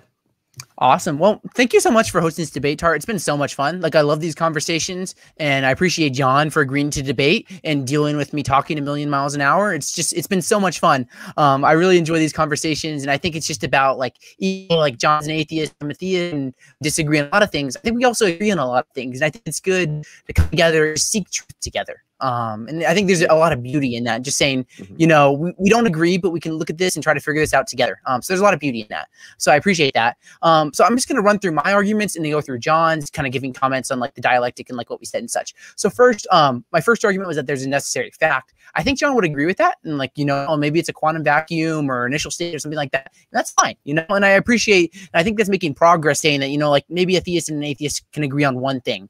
That'd be awesome. So I think we agree there's necessary facts. The question then is this necessary fact in mind? So we talked about the design argument, and it seemed like John's big sticking point, there are a couple of things, and it kind of went to this idea, well, the universe doesn't look designed because we have things like evolutionary evil or like a lifeless universe. And I would say, well, one, I encourage people to check out this Josh Rasmussen paper on evolutionary evil. It's so good. So there's that. But then I also think that, like, yes, of course there's like evolution, but you have to establish why this would be evidence against theism to some capacity, and not just like consistent with like an atheistic naturalism. So that's one thing. And like with like the fine tuning, well, then there's like, it seems like under like the atheistic hypothesis, where there's different universes where there's no life at all, which would count. Well, it seems like under the theistic hypothesis, we wouldn't have that. So it seems to grant some evidence to theism. The argument from arbitrary limits, I don't think we made a lot of progress here, but it was really fun to talk about. So like, once again, I just reiterate, like, it seems like if we're going to have a materialistic foundation, we're going to have some of these arbitrary limits where it's going to be like, maybe like 300 units of energy exist in this vacuum at this like particular like cubic shape because they had to. There's no further explanation. It's just this way. It wasn't 299. It could have been 301, but it just wasn't. It had to be this way. And all I want to point out is like the theistic hypothesis of a mind doesn't have these arbitrary limits. So it seems like in that capacity, theism is simpler. Arguments through reason and moral knowledge. We didn't talk about moral knowledge at all, but I'd be curious, like, if you're an atheist, just think about this question. If evolutionary naturalism is true and moral knowledge is just a product of our evolutionary history, is it possible that we evolved in a way that some action like rape would be considered an acceptable activity? Because we see that in ducks. So I'd be curious, like, is there a possible world where, because of like moral knowledge being based off evolution, rape is okay? So it's an interesting question. And the argument from reason, like, I have no problem with it being evolutionary beneficial for certain things, like, you know, like not eating poisonous mushrooms to be like the right thing. But what I do think is the problem for the naturalist, or for the atheist, I might be a naturalist by John's definition, but for the atheist, is if hard atheism is true, your decision to believe in God or not God, or to type in that Zach is a crazy person who talks too fast or not, is totally determined by a source outside of yourself. Your choice to do these things wasn't determined by you. It was determined by some fundamental law governing yourself. Your thoughts were determined. Your actions were determined. It seems like under an atheistic, naturalistic, deterministic universe, everything we do is determined. So it seems like in that capacity, that's a bullet that you're going to have to bite. The intuitiveness of theism, we didn't talk about this at all, but it'd be really interesting to hear John's thoughts on it. It wasn't exactly what John said it'd be. It's the idea that theism is intuitive to most people. It's intuitive to most people that God exists, backed by scientific research, demographics, like anthropology, things like that. And there's no reason that God is non-existent or non-present. Therefore, God probably exists, just a Bayesian argument. And we should trust intuition unless there's good defeaters. So it seems like God probably exists based off of the intuitiveness of theism. And then we talked about the argument from consciousness. We didn't get into this too much, but I would say like the existence of mental states and like the existence of mental states is some evidence for theism. And like John talked about like the material world existing independently of the mind. What seems like to me, from my own experience, I could not be wrong about my mental experience. No, there's no where there's like in terms of contingency necessary. Your internet cut out for a second. Could you say what you said? And to clarify, I'm laughing, but I'm not laughing at you, and I feel horrible for it. It's just something you said earlier, but when you brought up ducks, I don't know why. I don't know why that was funny to me. It was like, we see that in ducks. I am sorry. I'm not laughing at everything else you're saying. Please. You're good. I appreciate it. So with like, I was getting into the argument from consciousness, and I'm saying we could not be wrong about our own mental states or our own existence. I could not be wrong about my own existence. And it seems like if you're listening to this, you could not be wrong about your mental existence. You could be wrong, though, about the physical world. It seems very unlikely to be true, but you could be in the Matrix or a brain in the vat or something like that. So, but it seems like, at least in that sense, our own mental our own mental existence is more fundamental than the physical existence. So it seems like, to me, like John pointed out, like, it's obvious the physical existence of the mind isn't true from our own experience, because we can be wrong about the physical world. We wouldn't be wrong about our own mental experience. And then I talked about like what best unifies the data. Remember, theism isn't saying, well, I don't know, let's throw God as the explanation. That's a terrible mistreatment of theism. That if you read like Alex Proust, Rob Koons, any of these Christian philosophers, you're not getting that. So like I highly encourage you, How Reason Can Lead to God by Jack Rasmussen, great introduction into like the best of theistic philosophy if you want to engage in the best of what theists are saying. So I'm arguing that a theistic explanation could unify things such as like design, contingent facts, moral knowledge, reason, intuitiveness of theism, and mental states, and pose no arbitrary limits. Theism can get all of these things explained into one fundamental hypothesis of mind, whereas the naturalist is probably going to have to say, okay, well, there's fine tuning to some degree, but it's just necessary that it had to be the way that it was, or maybe it was just chance or something like that. And something like maybe moral knowledge or reason, maybe it's just a brute fact that we can get reason or moral knowledge out of just immaterial impersonal foundation. It's just a brute fact, like panpsychism, for mental states to exist. So it seems like theism provides the best, most unified explanation of the data. And then with John's points, very briefly, the prior probability of theism. Well, I agree to him to some capacity if we were arguing, well, like, this personal experience count as evidence for Christianity. I would say no, because it seems like, there's people that are Muslims that would have personal experiences and things like that. But that doesn't rule out the existence of a mind. You see, these people disagree about the specifics of like what this mind is like, but they're all unified in that there is this mind, this foundational mind. So it seems to me to count as some evidence for theism. The supernatural natural distinction really doesn't make a lot of sense to me, especially with, like, no offense to John, like what John was saying. I don't get the supernatural natural distinction. It doesn't add up. I could say, like, there's this big blob of everything, and that everything that exists in this big blob of reality is what exists. And if that's what is natural, then I'm a naturalist, because I think the foundation is a mind. So there's that. And then I think we covered everything. It's been so much fun. I appreciate John. He's a great guy. I saw they did the like community thing for special people with special needs, and they raised like $600. That's awesome. So a lot of respect to you there, John. You're a great guy. It's been so much fun. And I've really enjoyed this debate and just seeking truth and exchanging ideas. And there's a quote I'll read from Dostoevsky to close this out from the brothers Karamazov. And in this quote, it says, above all, don't lie to yourself. The man who lies to himself and listens to his own lie comes to a point that he cannot distinguish the truth within him or around him. And so he loses all respect for himself and for others. And having no respect, he ceases to love.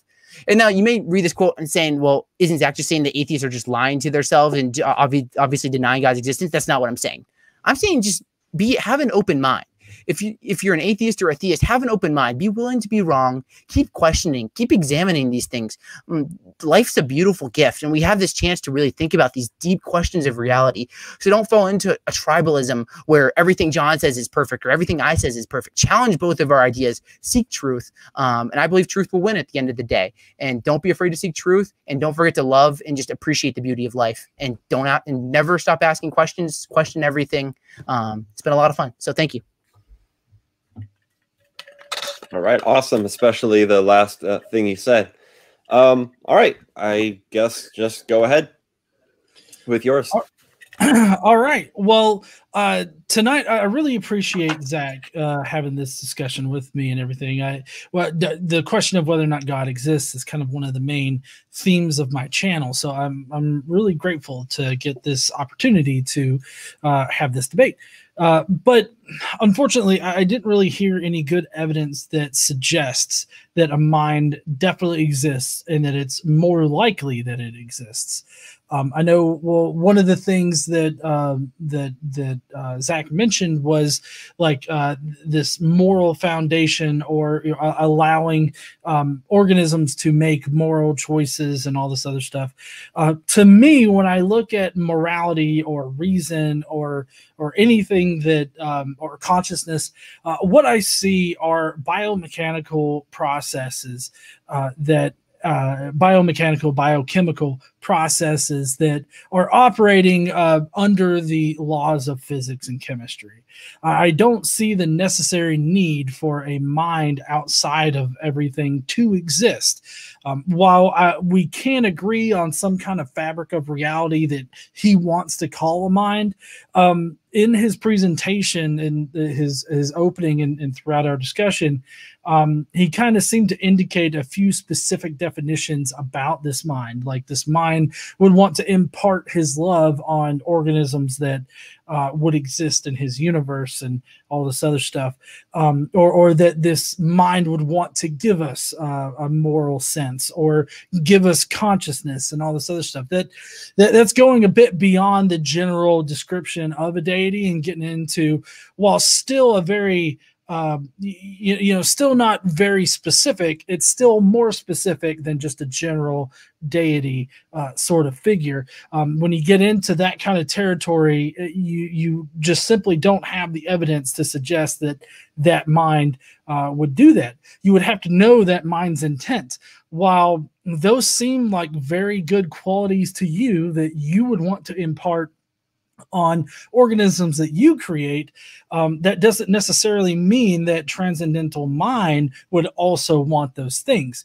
You would have to first establish that that mind would want to do these things independent of how you view those things.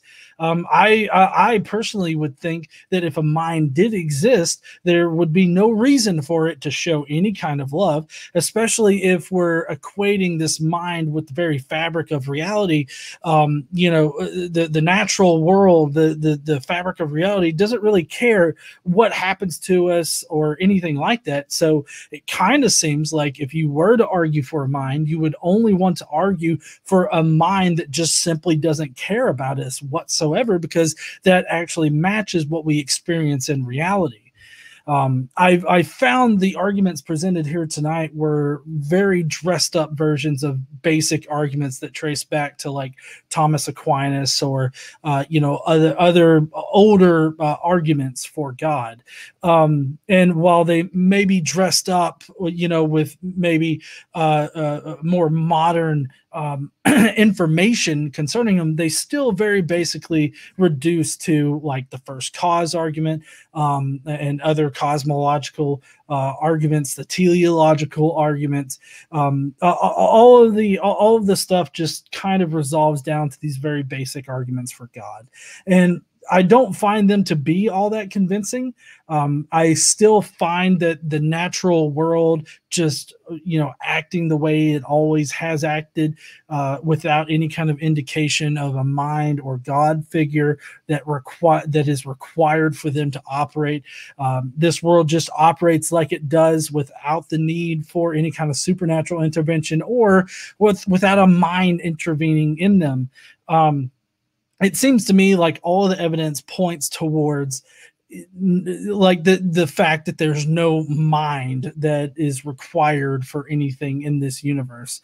And maybe that's me thinking simplistically about it. But in any case, I would think that you would need to make a solid connection between the natural processes that govern this reality and this mind, and try to establish that these natural processes definitely require this mind in order for you to make the argument that this mind is more likely to exist than not. And I don't find the arguments presented here tonight accomplish that. So I'm sure that I missed a plenty of arguments in this, but I am very interested to see if we've got any questions, or I don't know if we're doing a Q&A. Are we doing a Q&A? I'm unaware of that. Oh, okay. Maybe we're not doing a Q&A. Maybe not. But regardless, if anybody wants to send me comments or questions over on my YouTube channel, please do, or email me at john@godlessengineering.com, and you can ask me questions there, because I always love fielding these kinds of questions. Yeah, I just want to say same. Oh, sorry, I didn't mean to interrupt your closing statement. My bad. I apologize. No, you're fine. Go ahead. I was just going to say literally the same thing. Email me at adherentapologetics@gmail.com. I'd love to answer any of your questions. So I was just copying what John said because it was really good. So, yeah. All right. I guess that'll be it for me and my closing statement. Appreciate everybody coming out. And I hope you heathens have a lovely Sunday.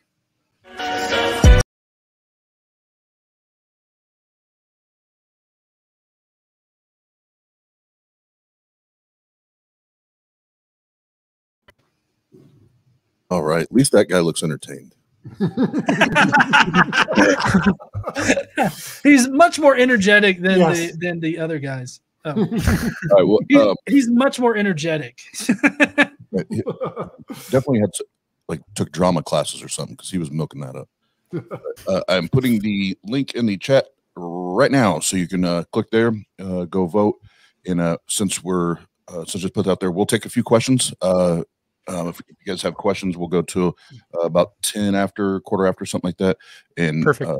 It was hilarious when we did this the first time, the voting system with Shane and T-Jump.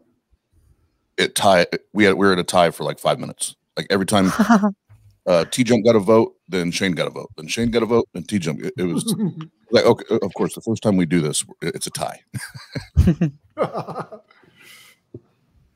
All right, so we got a question already here. For Zach, what's the independent reason to think that an embodied mind would want to create anything? Independent equals not stipulated by your hypotheses or you defining it that way.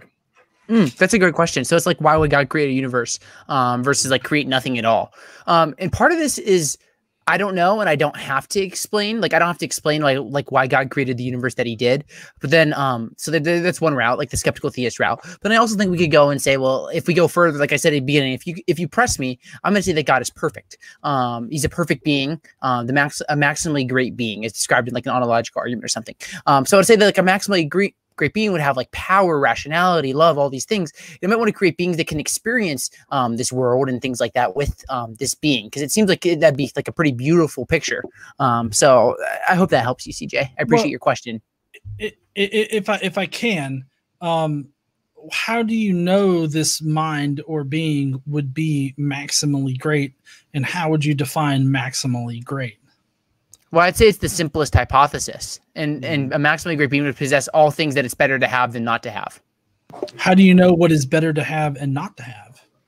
Well, I mean, so let's just say like we have this conversation, or not this conversation, but I'm talking to you, John, and I'm like, John, you're intelligent, you're handsome, you're hideous, you're amazing. Like we have like, exactly. You see how you stop right there? You have this intuition of something that's like, you don't want to have this thing. You don't want to be hideous, and you're not hideous at all. I'm just using it for the point to say that like, it seems like we have this intuition of what's like better to be or better to have than like what's better to not have. So yeah. Well, yeah, but those are all subjective is what I would say to that. Like all of those things are subjective things. There's nothing like absolute in there. And as far as like what's maximally great, if we just go back a few hundred years, you'll get a totally different idea of what a maximally great being would be. Like, I'm fairly sure that anybody, like any Catholic in say the 1500s, would think that it would be maximally great to kill all the Protestants, right? Like just Protestantism, just no more. That would be a maximally great being. So I think that it's very subjective to claim like what is subjective and what isn't. I think you're a little bit confusing what that being would do versus then who it is. And like this idea is like been around in Christian like just philosophy in general. Like ontological arguments go back to Anselm and like I think like the 6th century. So this idea hasn't changed really. I mean, the picture of like what would a maximally great being have might be a little bit like, well, I don't know. But like in terms of like these ontological arguments and God being maximally great and having things like self-existence, a mind, rationality, these things haven't changed in like 1500 years. So yeah. All right, so let's get back to the chat room. Let's get back to the chat room. So first of all, thank you, Tom's chair. God is a perfect 10. How can you debunk that, John? Like it's game over. Yeah, I definitely lost on that argument. All right, where the other questions go? Oh, there's a great one, and I lost it. There it is. GE, what is the opinion of Brocephus of the debate? You know, I was just looking for that motherfucker. Sorry, but if it looks like I'm like jumping around on my chair, there's a fly in my studio that will not stay with me. Okay, listen, what I think about this entire debate is that Zach won, obviously, because God definitely exists. Also, to correct this guy, my name is Brocephus, Brocefus. Okay, I've got a shirt. I don't have it on right now, but it spells it out. And obviously, I think God exists. So it really doesn't matter what GE said. I totally believe Zach here. I mean, just like Godless Engineer, my brain don't work as fast as Zach's does. So, I mean, obviously, I mean, I know that he's arguing for a God existing, and that's all I really need. Bye. There, you heard it straight.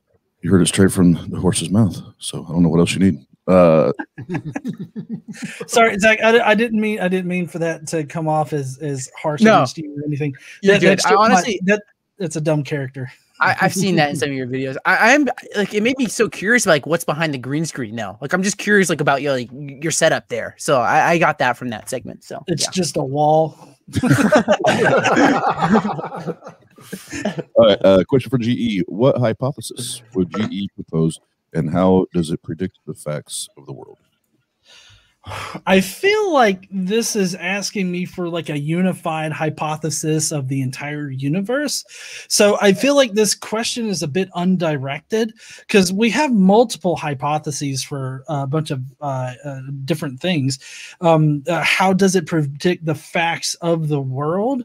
It would really depend on what subject you're talking about. If we're talking about evolution, evolution predicts a lot of facts that we have, like the fact of how the diversity of life appeared here on Earth. Or, you know, we've got the hypothesis of abiogenesis that shows how, life would have arisen on this planet. We have multiple different, so I don't know. I feel like without something more specific, and maybe Plantiga's Bulldog can give us a bit more specific of an example here. Maybe I can give you it. But I mean, science is not just some monolithic hypothesis. Science is just a way to describe our reality as it exists, and it has multiple different hypotheses as well as facts and scientific theories to explain reality. So there's not like one unified thing unless you're just talking about science in general. But I wouldn't say that science is a monolith. Okay, thank you. And let's see. Let's do one more, and then I'll pull up the results here. Let's do. Here we go. Last one here for Zach. Why are you okay with the answer? Because God, don't you feel shortchanged not being able to search for and find the answers? Yeah, I mean, I think this question assumes that all my arguments are just God at the gaps arguments. Like, they're not. So I'm not satisfied with saying I don't know, therefore God. Like, I really hope when you read my arguments, that's not what I said, because that's not what I believe. The whole idea that like all the arguments for God are I don't know, therefore I don't know this natural phenomena, therefore God. That's just dumb. Like, that's not like I would challenge you, if that's like what you think, read How Reason Can Lead to God by Josh Rasmussen. Please do, because if you haven't read a book like that, I don't really know like where are you getting this picture of like theistic arguments, because you just need to read some of these people. So that's, I mean, and then with like regards to the question, well, I think we can question why God exists. There's a really good paper by Chad McIntosh, who's a philosopher, who's gonna be on my show in a few weeks, about the question of why does God exist? And we're gonna talk about like how like people like Aquinas and Descartes and these people address the question, and then like talk about like what Chad and I think about like this question of why God exists. I'm not afraid to keep asking questions. I'll ask why God exists. Let's do it. So if I can put my 2 cents in, I don't think that that Zach here used sort of a God of the gaps argument. I think that Zach was genuinely trying to support his conclusion, saying that it was the most likely explanation for the facts. While I didn't find that his argument supported his end conclusion, I don't think that Zach was saying, well, I don't know, so therefore God.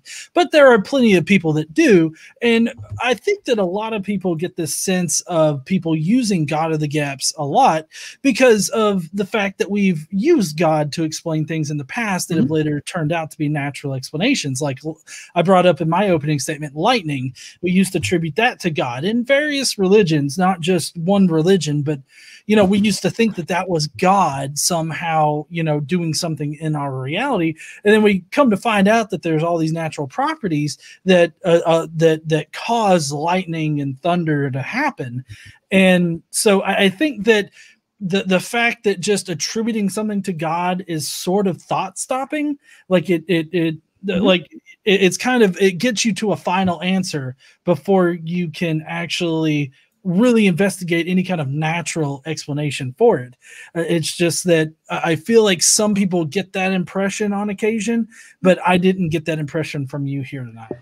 I totally agree that people can make God of the gaps arguments. I'm not saying no theists do this. There's plenty of theists that are guilty of this. I'm just trying to avoid those. I'm saying let's compare the different hypotheses about the foundation and what seems most consistent. So I appreciate that, John. So yeah.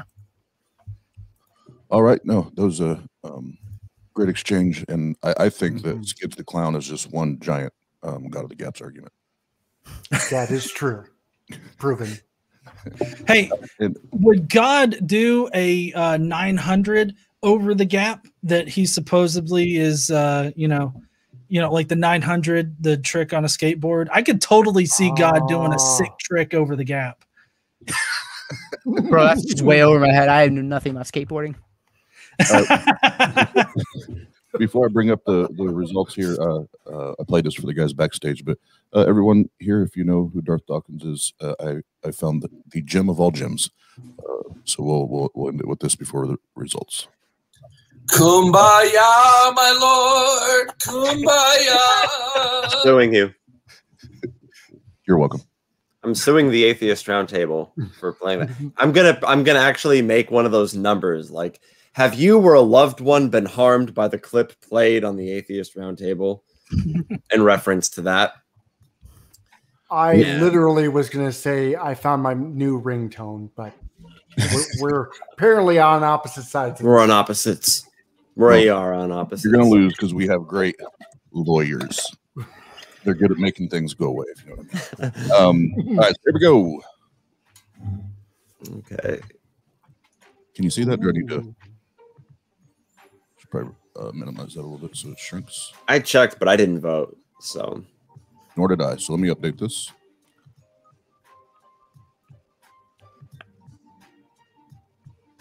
All right, we got 76% to 24%, and that is from the chat. And the champ retains his title. No, the title wasn't on the line, but thank you guys. Everybody was hanging out in the chat with us, and we're attempting trying to find new things that get you guys involved, and also, like I said at the top of the show, it not just come down to myself or whoever the hosts are. That way, there's a little more. It's more fair. Is that what I'm going to call it? Where it's not just me making the decision. So, but thank you guys for a great debate. And I know Zach, you got some things to take care of. So I'll let you go first one more time. Where can everybody find you? Yeah, you can just check out the Adherent Apologetics YouTube channel. Lots of conversations with great philosophers, biblical studies majors, scientists, all these things. So check out the YouTube channel Adherent Apologetics, where there's all these great conversations. And sometimes I'll host a debate of my own. John's debated on my channel a couple of times. It's pretty fun. And then you can also check out the Adherent Apologetics podcast, which is all the things that are on YouTube basically, but without the video. So you can check that out anywhere you get your podcast. So yeah, thank you so much. It's been a lot of fun, guys. Awesome. Thank you, Zach, as always. And then Godless Engineer, the reigning champion. Well, I do want to say that I don't put much stock in after debate polls. I mean, I'm glad that most of the audience is with me, but at the same time, I think that Zach did a pretty good job tonight of arguing his position. So I just implore everybody to really listen to the debates and then make your own decision. Don't rely on straw polls or anything like that. But I do want to tell you guys to come to my channel. We discuss stuff like, does God exist, or does Jesus exist, or anything like that over on my channel on Godless Engineer here on YouTube.